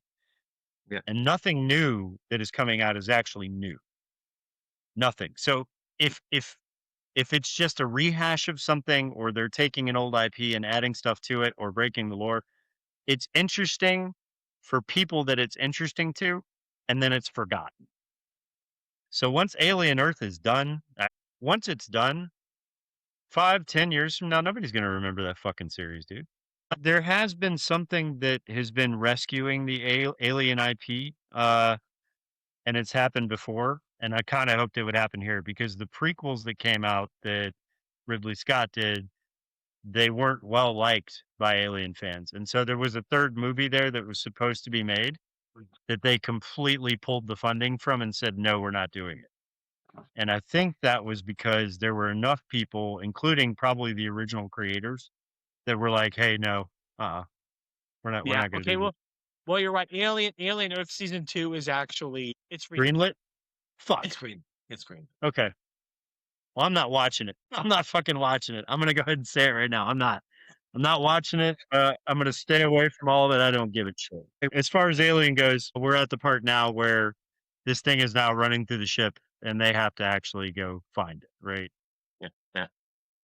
Make the smart decision as people who have never dealt with this organism before and have no idea what they're dealing with, to just go get this little mouse out of their ship, which is what anybody would do in any scenario. Normal human behavior that can be explained away very easily. And that's exactly what they do.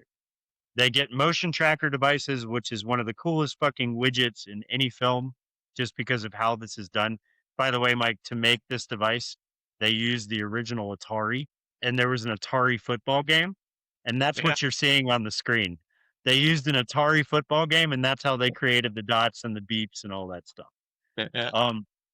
So this motion detector doesn't work linear. It works everything that's in front of you. If there's movement, 300 meters above you, 300 meters beneath you, it's going to show you a blip on the screen, and it's going to beep. They used the same sound that a heart rate monitor uses for the beep.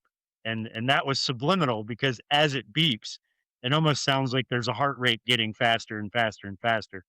And that automatically sets your human mind into, okay, my heart rate should be getting higher right now. Fucking brilliant. Brilliant fucking idea. And that was also the best part of Alien Isolation too, was the fact that you had that device in the game. Yeah. And you had to hold it in front of you as you looked past yourself as it beeped.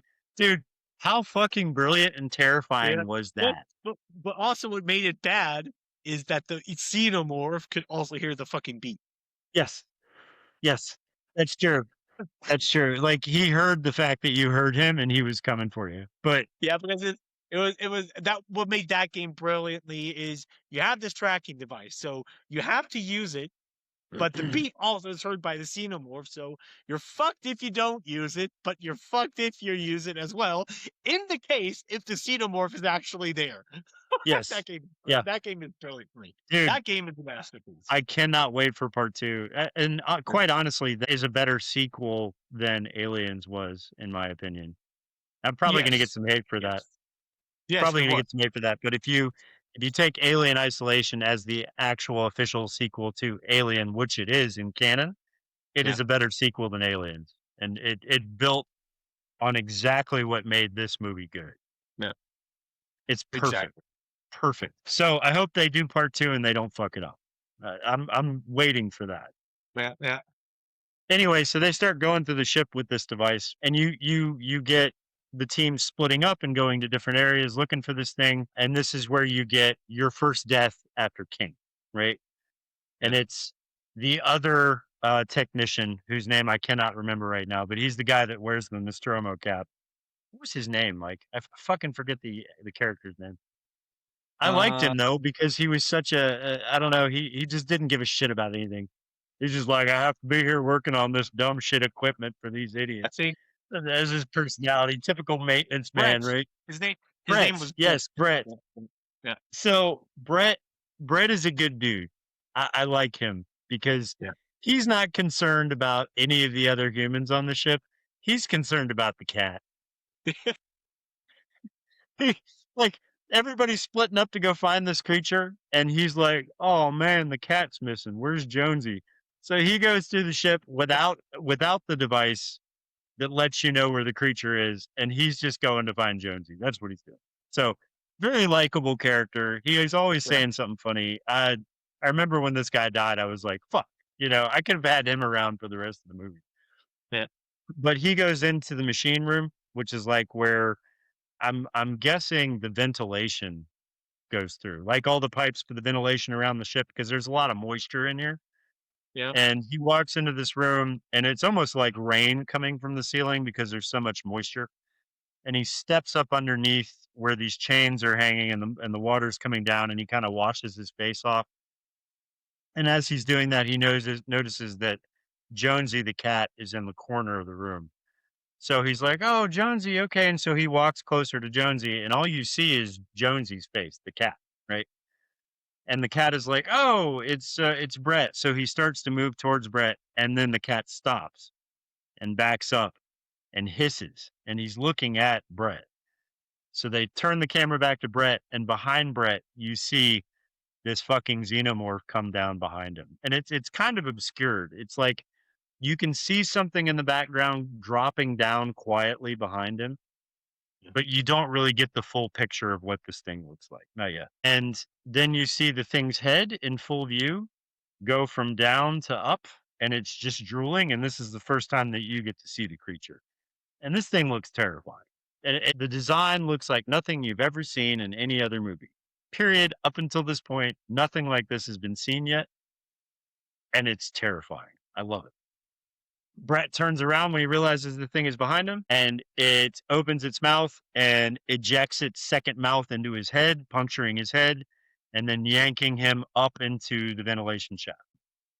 It's a terrifying scene. It's a great death, and it induces panic because now you know this thing is like 10 feet tall, right? It's huge. This thing is gigantic.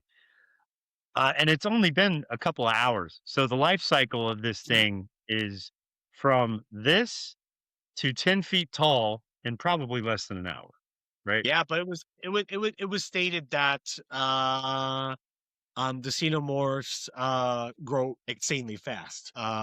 Once the chest bursters come out, they find a safe place to hide and then grow insanely fast.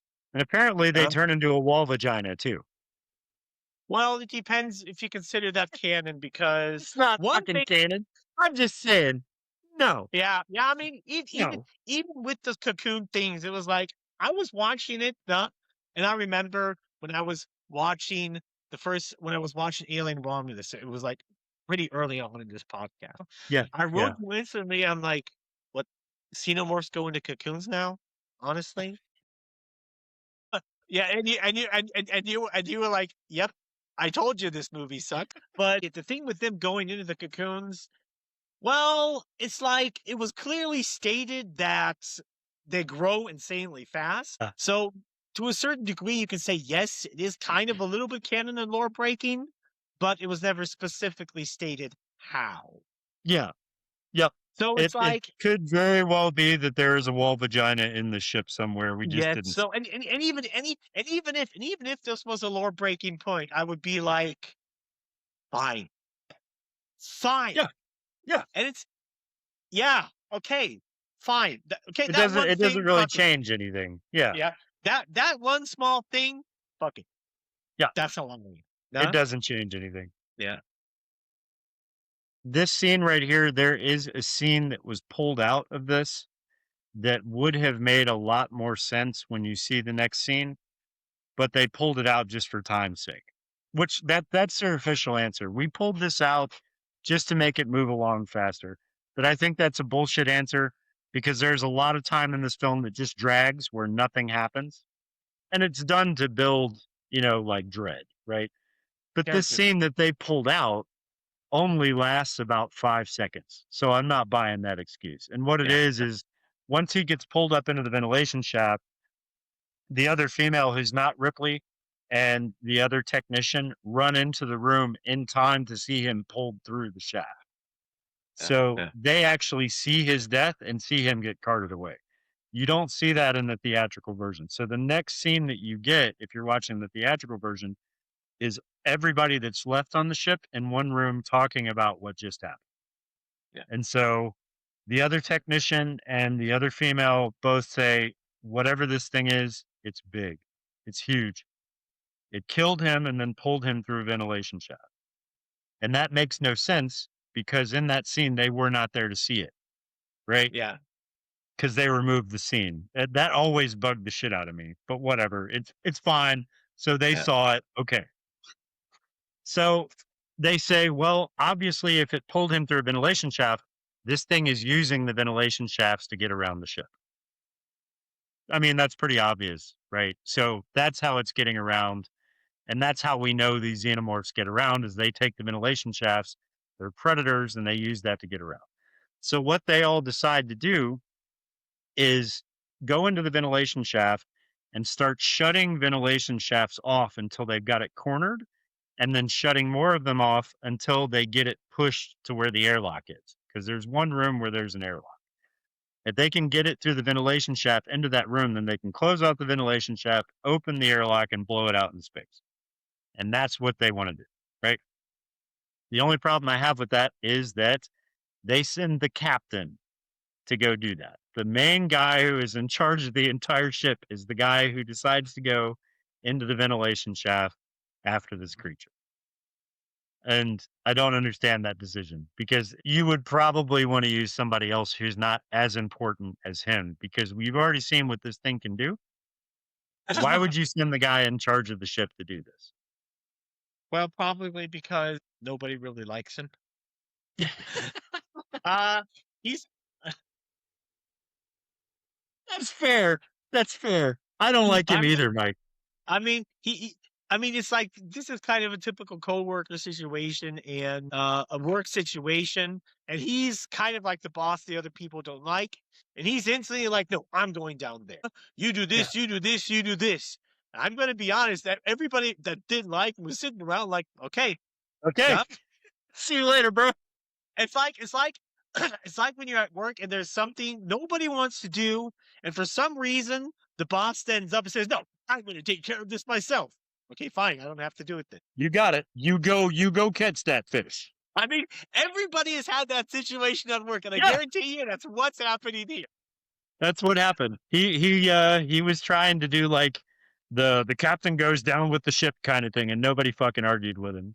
But even though he's an unlikable character and you don't like him, he clearly shows that he cares about the lives of these people. That he's just trying to do his job and trying to get everybody safely through this situation. Right. What does give him a redeemable aspect to his character, you know? So I wouldn't say I entirely hate him, but I mean, this is kind of a good idea, their plan, right? Yeah. But I would not have gone with this plan. This would have like you already know how big this fucking ship is, right? This thing could be anywhere. The only thing that's letting you know where it is that you have this device that picks up movement, right? Yeah. Or organic movement. And that's the only thing that tells you where this thing is. It would have been safer to move to another part of the ship, specifically maybe the control room, where they all have to be, gather enough supplies, to where they can be self-sustaining in that area, and then close off the shaft in that room and lock the door and go home. That would have been the smart thing to do. But they decide to go after this creature who is able to take out a grown man in 2 seconds and drag him through a fucking a shaft in the wall. Like that doesn't make any sense to me. But Yeah, that's well, what they choose to do. Okay. well, I wouldn't say the smart thing to do because you have no idea what damage this thing is going to do. This, I mean, from their point of view, this is a wild animal. It has acid blood. If they do that and go into cryo sleep, and this thing, for example, is at the edge of a ship and hurts itself, gets injured, they're all fucked. That's a good point. So that's That's a the good thing is, point. I mean, just simply going into sleep, I mean, that is a risk. I'm not sure that would take because you don't know what this thing could do to the ship itself. What it Right. might do. Right. You That's don't true. you don't know how strong it is. You don't know if it could just easily after 2 days get through it somewhere forcefully. You don't know if how much it might totally fucking total the cockpit and the autopilot, so they never arrive at Earth, or just Yeah. like I said, it hurts itself somewhere, it bleeds onto the floor, and that goes all the way into the hull, and everybody dies. Yeah. You're right. That's a good point. I didn't think I about mean, there that. are multiple explanations why that would be Yeah. an even dumber decision. That's true. That's true. I can see that. You Yeah. wouldn't want to leave your fate in those chances. I get it. I get it. Okay. So in that case, I can maybe see this, but it still would have not been what I did. Just saying. I think I mean, there's I can other things that understand you could that have you done. would. Yeah. I mean, what you're effectively doing, Mike, is sending one guy with a flamethrower, which you don't even know if this thing cares about a flamethrower. We already know that this thing has skin that can probably withstand flames, right? And you're going to Now, send him in the silicon can sustain flame. well, I mean, The xenomorphs were vulnerable to heat and to fire. okay. That's one of the Okay. things. Did they know That's that what. at this point? It's the only thing they have, and they say that. Yeah, that's true. They don't have anything else because they can't shoot weapons on the ship because that can put Yeah, a of hole in course. the hull as well They can't injure it because because it's going to obviously. bleed, right? So burning it, I mean, for one, and there's not much they can use. The only thing technically they could use is fire. Okay. But Because they're still acid is a fluid sending and you put it into fire, it might cause a little explosion, but it yeah, will evaporate fast enough so it is kind of the safest weapon you can use. okay. But Yeah. they're still sending one guy into a shaft to get this thing to chase it like bait. Yeah. To get it blocked off and sent into the airlock, which is extremely low chances. And I think they even say that. Your Yeah. chances are not good, right? But he does it anyway. And of course, he gets offed in like 10 minutes of doing this. He gets off by the creature because he crawls down a ladder where this thing is just crouched and hanging out. And he's been warned the whole time about where it is. So he's like, okay, you're telling over the radio, they're telling him, okay, it's right next to you. He's like, okay, then I'm going to get it to follow me. Well, you would have to be pretty fast to get away from this thing, and you're a human being that's crouched down on all fours, kind of slowly inching through this shaft. It just didn't seem like a good plan, but it's really the only thing they got, and I'm fine with that. He gets killed. Of course, this is demoralizing for everyone because that was the captain of the ship. I don't feel like Ripley was too upset about it. Now, I don't feel like she was too upset about it because now she has free reign because now she's in charge, right? yeah. So because But he dies, I go don't ahead. really think she was upset about the death of anybody. No, I don't either. Yeah. I mean, it was she. So she was. Ripley just strike me as the type of person. These are her coworkers. She's here at Yeah, work. She has no emotional yeah, attachment to them. So no, yeah. yeah, She has emotional attachment to the cat. yeah, That's you gotta love Ripley. She's like, we'll save the cat, fuck everybody else. So yeah, she doesn't. She's obviously upset about the fact that he died, but she's not like she's not I love this. She's not a character that lets her emotions control everything that she does from this point on. I feel like when this happens, she automatically goes into, okay, I'm in charge. and I have to keep everybody from getting killed, and we have to do the right thing so we make it back to her. And that's what she does. Emotions are gone. She's just, okay, here's what we're going to do. We're going to go get supplies from one part of the ship so that we can hole ourselves up in one area away from this thing and make it back to Earth. And she looks over at Ash, who hasn't said a goddamn thing this entire time. And she says, "Where are you on this, Ash? Do you or Mother," which Mother is the name of the ship's computer, "do you or Mother have any advice for us whatsoever?" And his answer is, "I'm still correlating. I'm still gathering data," which is something that a fucking machine would say, right? And she's like, "You know what, asshole? It's okay. I don't need your help. You go do whatever the fuck you're going to do. I don't need you anymore because I am now captain of the ship and I can go talk to Mother myself and get the answers," right? That's exactly what she does. She goes into the control room where Mother's her panel is located and starts talking to the ship's computer. And this is where you find out that the actual mission of this ship is to get this organism from this planet and bring it back to Earth, and that the crew itself is expendable and all other things that supposed to be important are no longer important. She finds that out, and this scene is brilliantly done because you notice she walks into the control room by herself, and the door to this control room is very loud. It doesn't like open and close quietly. It's a loud door. She walks in, sits down in front of the computer, opens up the computer. The computer tells her what the mission is. And the minute she sees that and reads that, she leans back in her chair and Ash is sitting right next to her, which means he was in the room the whole fucking time because he didn't come through the door. He was in there because he knew she was going to go in there. Because she basically told him she was. And the first thing he says when she reads it is, "There's an explanation for this." So he's trying to like talk his way out of it. She loses her mind and attacks him, puts him up against the wall and says, "Get the fuck out of my way. This is ridiculous." Tries to leave the room. As she's walking through the hallways, he hits a button and closes the door in front of her so she can't go any further. She realizes that he does this and runs to another corridor. He hits a button and closes that door on her as well. So now she is stuck with him, right? This is where we get a trickle of what's supposed to be sweat running from his face, from his head down his face, and it's bright white. And this is the part of the movie, Mike, that I'm saying, if you're seeing this for the first time, your first instinct is to think that he is the creature. It's not for you to think this guy's an android because we don't even know what the fuck that is yet. Yeah.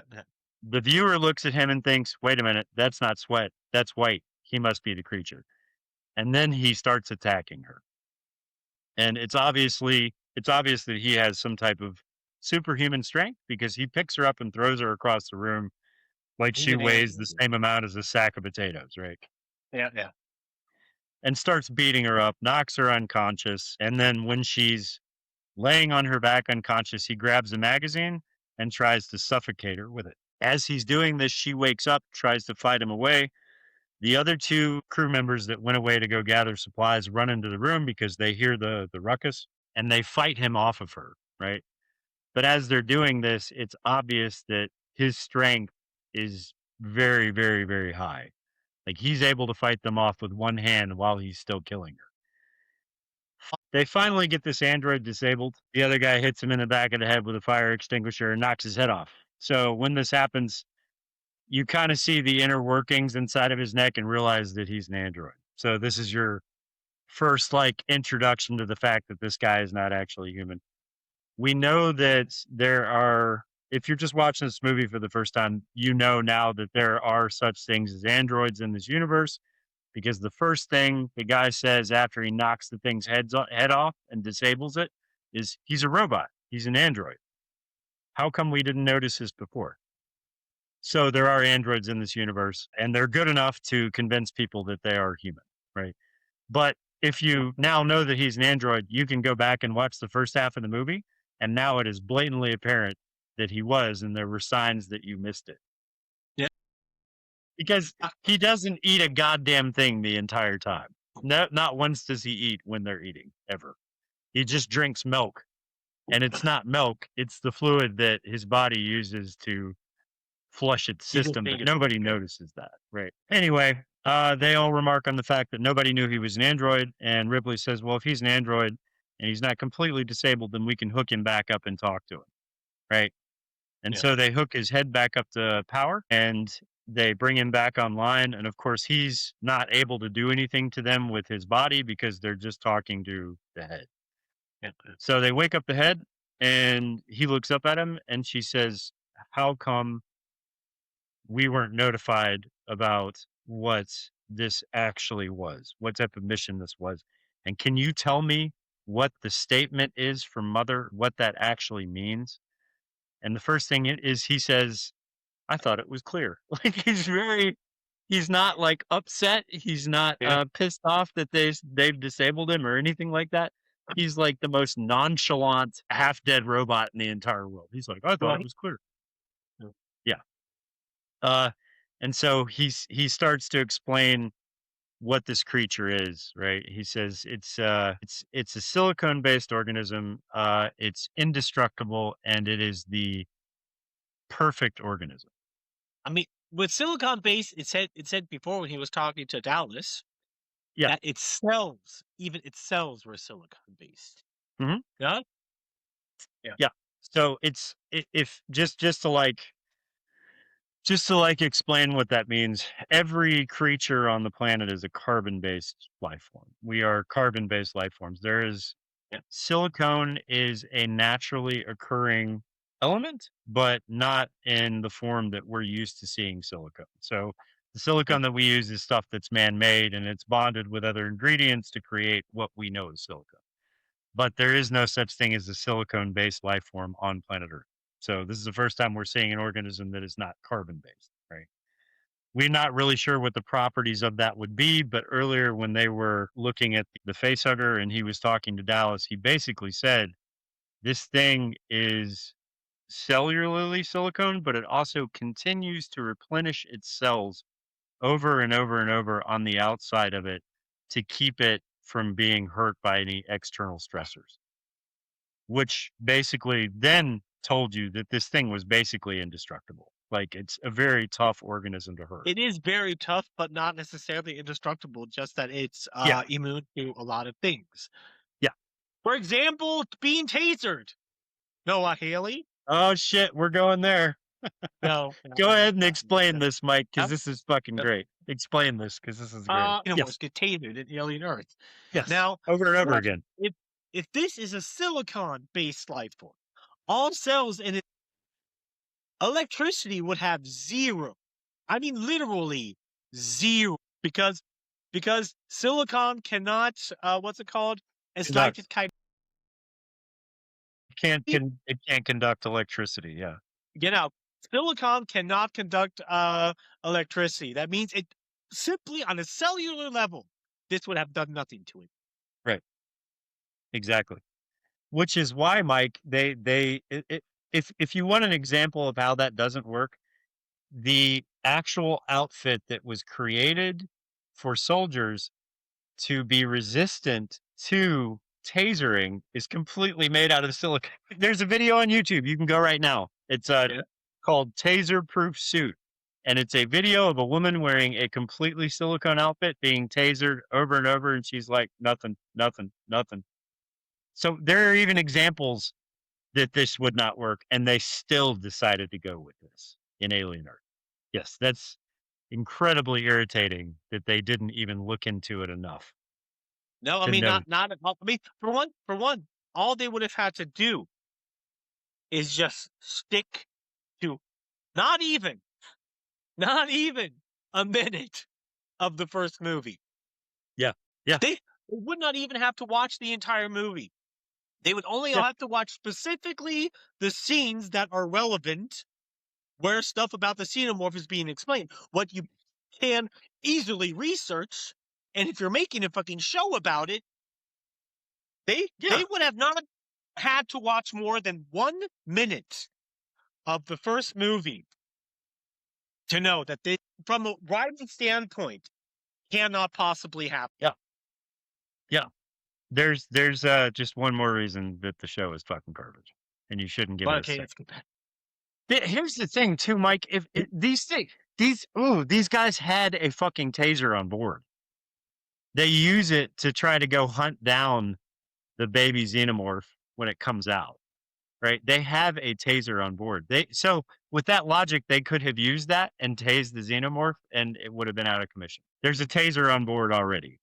So, I mean, it's just stupid. I don't know. Don't watch Alien, or just don't give it any time. Okay.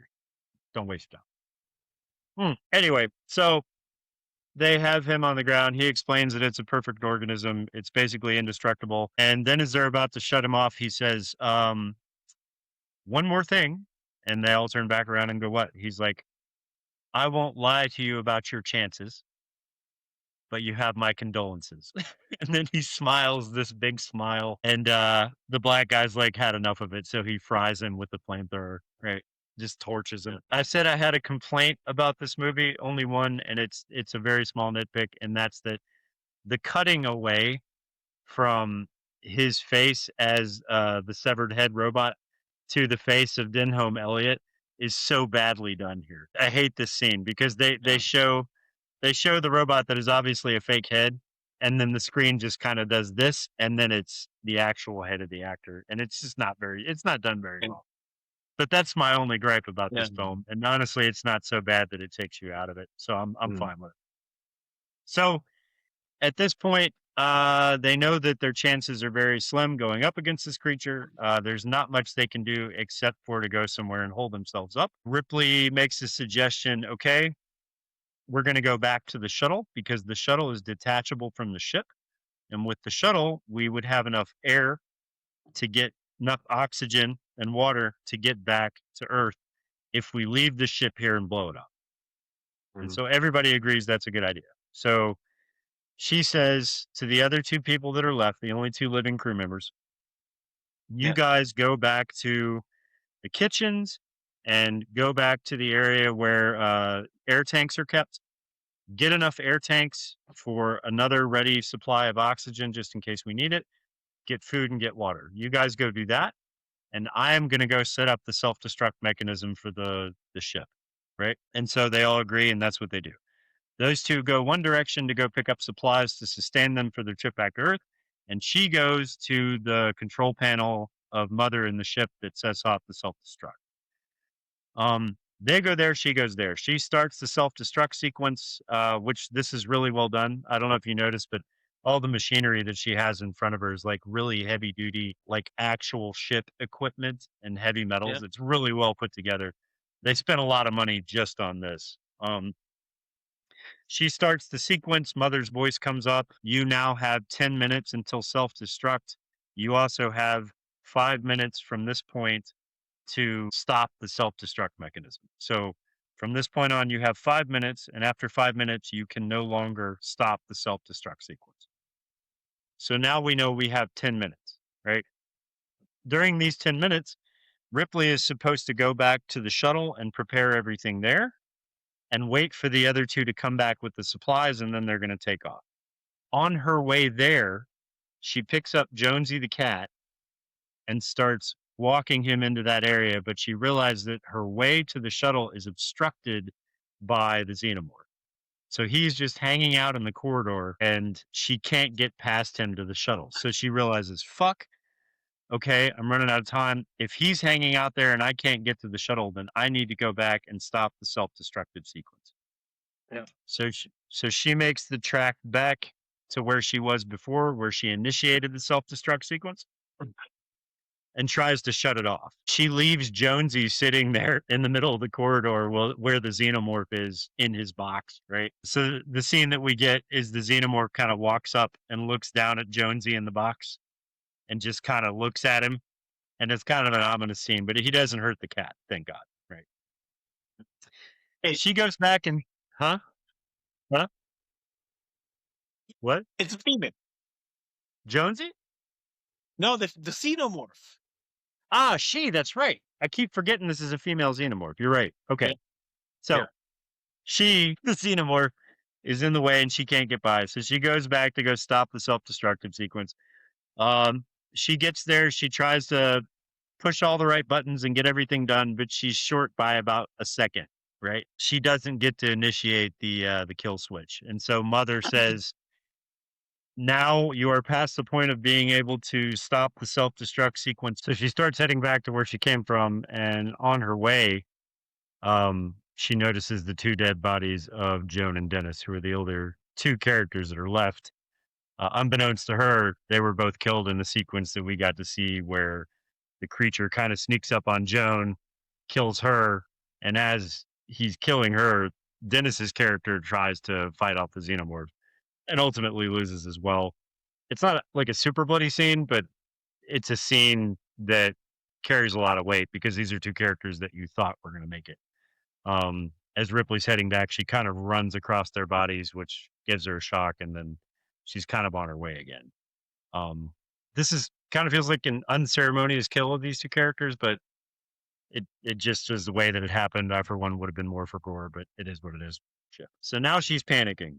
And by the way, this is a part where they cut a very large sequence out of the movie, and I'm glad that they did. So it was cut because of time, and you can see where it was cut because of time because the sequence took about 2 minutes. But what happened is she went down to the bowels of the ship to go get the flamethrower that she has in her hand. And when she goes down there, she realizes that the xenomorph has built an entire room that looks like what we see in Aliens, right? The entire room is built like a hive, and Dallas is still alive, and he's stuck to a wall saying, "Kill me, kill me." And he's still alive, and she looks to the right and sees that Brett, his dead body, is being turned into an alien egg. So the original idea for this was that the eggs were not actually laid by a queen. It's that human beings were turned into eggs for the facehuggers to be grown in, right? They took this out of the film because it was anticlimactic and they didn't want to give that much of the story away. And that's why it wasn't in the film. But you can go back and watch it on the director's cut. I'm glad they didn't leave that in there because the queen is so much more interesting than humans becoming eggs. A lot of people don't know that, but that was Ridley Scott's original idea. So that's scrapped and no longer canon. Anyway, they left that sequence out. She goes back and she picks up a flamethrower because she figures if she has that, at least she can maybe use it on this creature to get it out of the way so that she can get on the ship. So she heads back to the same corridor that she turned away from earlier. The xenomorph is no longer there. She picks up Jonesy and heads immediately into the ship. At this point, Mother rings out that she only has a minute left to get away from the entire space station before it explodes. She gets in, sets Jonesy down, straps herself into the chair, lowers the shuttle away from the ship, and starts to fly away. As she's doing that, we're getting a countdown at the same time from Mother, counting down from 30 seconds to 1 second before the ship explodes. She manages to get the ship far enough away from the space station to where she doesn't get hurt by the explosion. But this is still a hell of an explosion, Mike. This thing like explodes 3 different times. Did you catch that? There's like one big explosion and it sends like debris across the sky. And then there's another one. And then there's a third one. And the reason for this is they're controlled detonations that happen in different parts of the ship. And then the final one is the reactor exploding. And that's why that's the bigger explosion, right? I only bring that up because there's so many people online that are like, it doesn't make sense that the ship exploded 3 times. Of course it does. You think the thing's just going to explode once? It's a ship that's rigged to explode in different areas so that it doesn't leave so much debris flying around. So the ship explodes. She thinks she's gotten away. Everything's fine. She gets out of the seat that she was trapped into. She goes and fetches Jonesy and then starts to take her clothes off and get ready for cryo sleep because she realizes she's going to have to cryo sleep to be able not to use any supplies in the 10 months that she has to be in this thing before they get to Earth. She's not awesome. She's not even aware if she's going to make it to Earth. She's just taking her chances. Yeah. Yeah. I mean, everything's up in the air right now because she has no water. She has no food. She has nothing. The only thing she can do is cryo sleep. And I think we find out what she says after this part, right?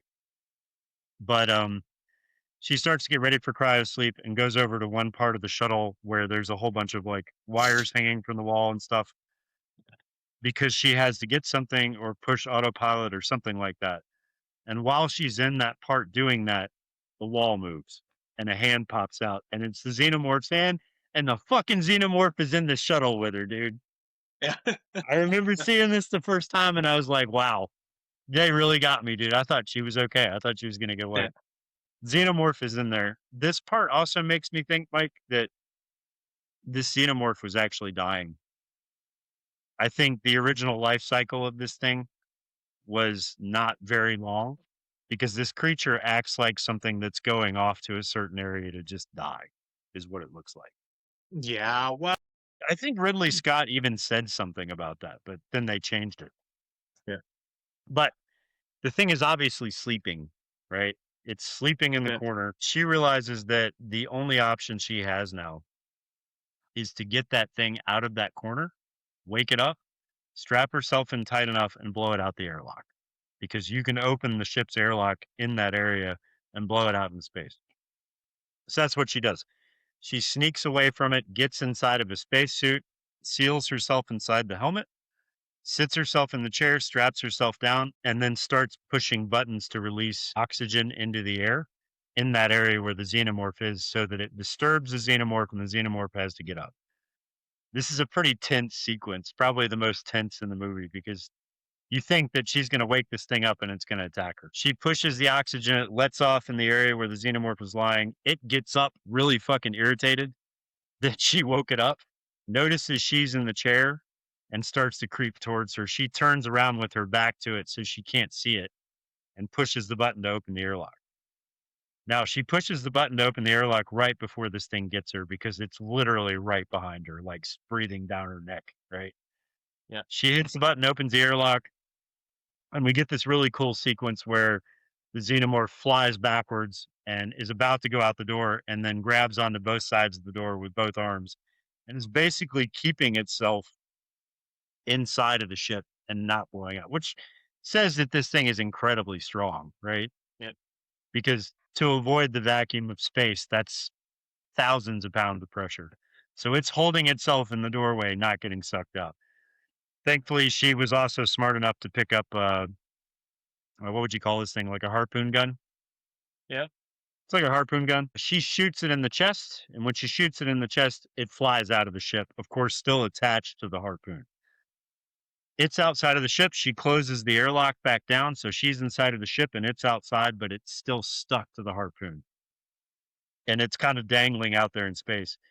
It kind of catches its footing and gets inside one of the engine compartments on the outside to stow away, which is cool because now we realize that this thing can survive in the vacuum of space, which is important because that comes up later in the other movies. So it's out there, it's crouched inside an engine compartment. She realizes that, so she pushes the thrusters on the engine and it blasts the thing out into space and it's gone, right? That's the last time you see the Xenomorph, at least until that most recent Alien movie that they put out, which, fuck you guys for doing that.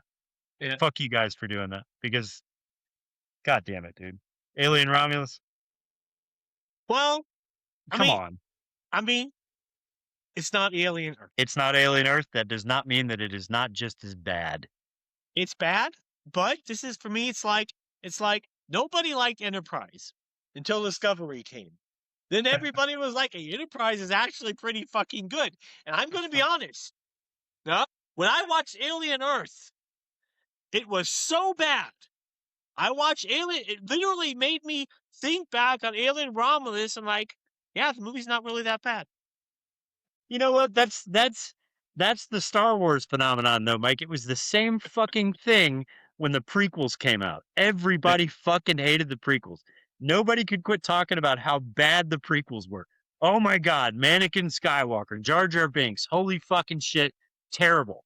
And then when the sequels came out, 7, 8, and 9, they were like, you know what?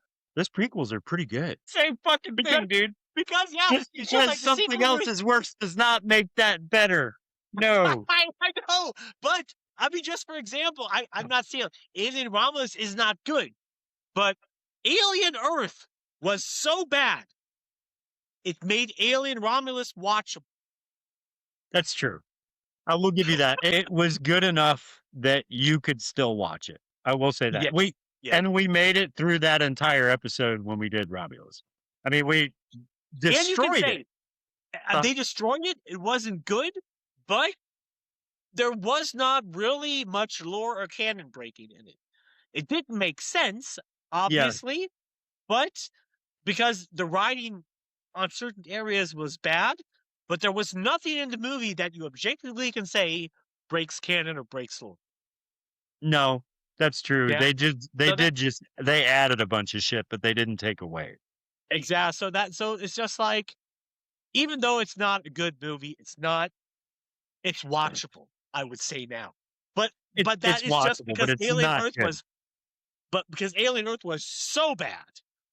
It was so bad that it made Alien Romulus watch. If that's the only good thing that show did, then okay. But I cannot, Mike, I saw it in the theaters and I said, I will never watch this again. And then we had a podcast and I was made to have to watch it again. And I was you wanted to make that fucking well, episode. I know, because we're supposed to say terrible things about terrible movies. That's why we do it. Just understand, everybody in the audience, if there's a movie that we do that we say we hate, we're watching it, even though we hate it, just for you. Yeah. You're welcome. One thing I hate is hate watching. Done? And it's like, I mean, you say like, oh, we have a podcast. Yeah. No, we didn't have to do it. You wanted to do that fucking movie. No, I know, because I wanted to say how bad it was. It's kind of like it's just like with Alien Earth. I started watching this show. Now, and I watched 20 minutes and I turned it off. Like, no, I'm not watching this. And then I made you watch it. Yeah. And then you're like, oh, Mike, we're doing an episode on this podcast. I was, oh my God, this fucker's going to make me watch this shit. We have to. So here's the thing. There's a lot of fans out there that will just get on the internet and say a bunch of bad shit about something. But if you actually have a platform where where people watch you, to not say something implies that you're okay with what's going on. And I figure if we have a platform to be like, hey, look, this is terrible, we're watching it to let you know how bad it is, then you're actually doing something and maybe trying to fix something. But if you're just a fan on the internet saying, oh, it's bad, you're not really saying a whole bunch. But the fact that we'll watch it and tell you why it's bad in real time is kind of special, I think. So if there's another movie I don't want to watch, I'm still going to watch it just to let you know how terrible it is. Anyway, so Xenomorph's been blown out into space, and that's the end of the movie. She does kind of a quick recording for the ship to let everybody know what happened, right? And this leads up into Aliens, but more importantly, it leads up into Alien Isolation, because in Alien Isolation, her daughter, Amanda Ripley, gets a hold of this recording, and that's why Alien Isolation happens, because she realizes what happened to her mother, and she goes to try to find out exactly what happened. And that's why that video game happened. Right. And funny enough, that's actually canon. Alien Isolation is canon, so you can actually use it as an official sequel to this film. The attention to detail in Aliens, because of what happened at the end of this movie, was so good. James Cameron did such a good fucking job, because the first scene that you see in that movie is this ship right here being broken into when they find it. And everything is exactly how it was at the end of this movie, including the harpoon gun that was stuck to the door that the alien was stuck to appears in the scene right as they're cutting open the door. So if you start Aliens a second after this happens, it's almost like the same movie. That's how well that transition was done. Yeah. And so good on James Cameron for that. Like, great attention to detail. I'm pretty sure we're in agreement here. This is one of the best horror movies ever made, right? Yes, definitely. Yeah. And science fiction movie. And science fiction. I think it fits everything. This is if for me, Mike, if there wasn't Raiders of the Lost Ark, this would be the best movie ever made for me. Like, I think Raiders of the Lost Ark beats it out in the movie category, but in terms of horror movies, this is the best one. Best sci-fi movie, best horror movie, period. And I think we gave all the reasons for that. Cinematography is a class act, A movie style cinematography. sound design is brilliant. The music score is brilliant. The characters are brilliant. The story is brilliant. Everything's original. You can't get better than this. I have not seen Yeah. another horror movie better than this. I have not. This is my personal opinion. You can't beat it. And I'm still waiting for a movie to top this one. I haven't seen one yet. Can you think of anything that comes close? To this Yeah. In terms of like overall horror movie. horror movie. Okay, Let's go with horror movie. Have you seen anything that comes close? I had to think about that for a second. I would really have to think about that one for American Werewolf in London. Good. That's good. That's fair. That's fair. Yeah. Yeah. That movie is great. Yeah. That's also kind of in the horror comedy category, but it's definitely Yes. just as good and just as brilliant as this one is, I would say. I'm going to go with The Thing. The Thing is pretty close. It's got its obvious problems with people doing dumb things in the story that are kind of hard to explain away. Whereas this movie, people do dumb things, but I can explain it away. So for that reason alone, this one gets a leg up on The Thing. But that's the only one that comes close, man. That's the only one that comes close for me. American Werewolf in London is also great. I mean, that's definitely top 5 for me. And I have yet to meet anyone who hasn't seen Alien. That's the other thing. Like, I have yet to meet a person in my life who has not seen Alien, except for my wife, who I have now shown Alien to. And she thought it was fantastic too. And after she watched it, we had to watch all the rest of them. So it stands up because she's 32. I'm an old bastard, right? I'm fucking 46 years old. She's 32 and she was like, that was fucking great. So I was like, yes, it stands the test of time, which is great. Yeah. You got anything else you want to say about this movie? No, not really. Just that it is, yes, a masterpiece. Yeah, absolutely. And I think we can also agree, probably, if you want to, if you are one of those people who has not seen Aliens, and wants to know more about what this is, first of all, get out from underneath your rock. I don't know how you can call yourself a horror fan. You suck. But anyway, if you want to watch them, watch Alien 1, Aliens, and Alien 3. And if you're in for a little bit of comedy that really doesn't add anything to the story, maybe Alien Resurrection, and then stop there. You don't need to see anything else. Alien Isolation. Don't forget Alien Isolation. Alien Isolation, yes. Play the video game. If you're a video game player, go play that. But watch Alien first, and then play that. I mean, everything after Alien Resurrection, I would say everything after Aliens was like, for me, forgettable. Yeah. In my opinion. 3, definitely. Yes. But I would say, like, I did not find Alien 3, neither Alien Resurrection, that bad that I would say I can't see this as canon anymore. No, they're not bad. And it's just like Prometheus and Covenant, I just thought, also, I agree with you, they shouldn't have been Xenomorph movies or Alien movies. I just thought, for me, it didn't fit anymore. Alien Earth is a piece of shit. Yeah. Alien Romulus is also a piece of shit. That too. Yeah. Yeah, just stick with the original 4 and don't bother with anything else, because it doesn't add anything to the story. If it does anything, it just takes away.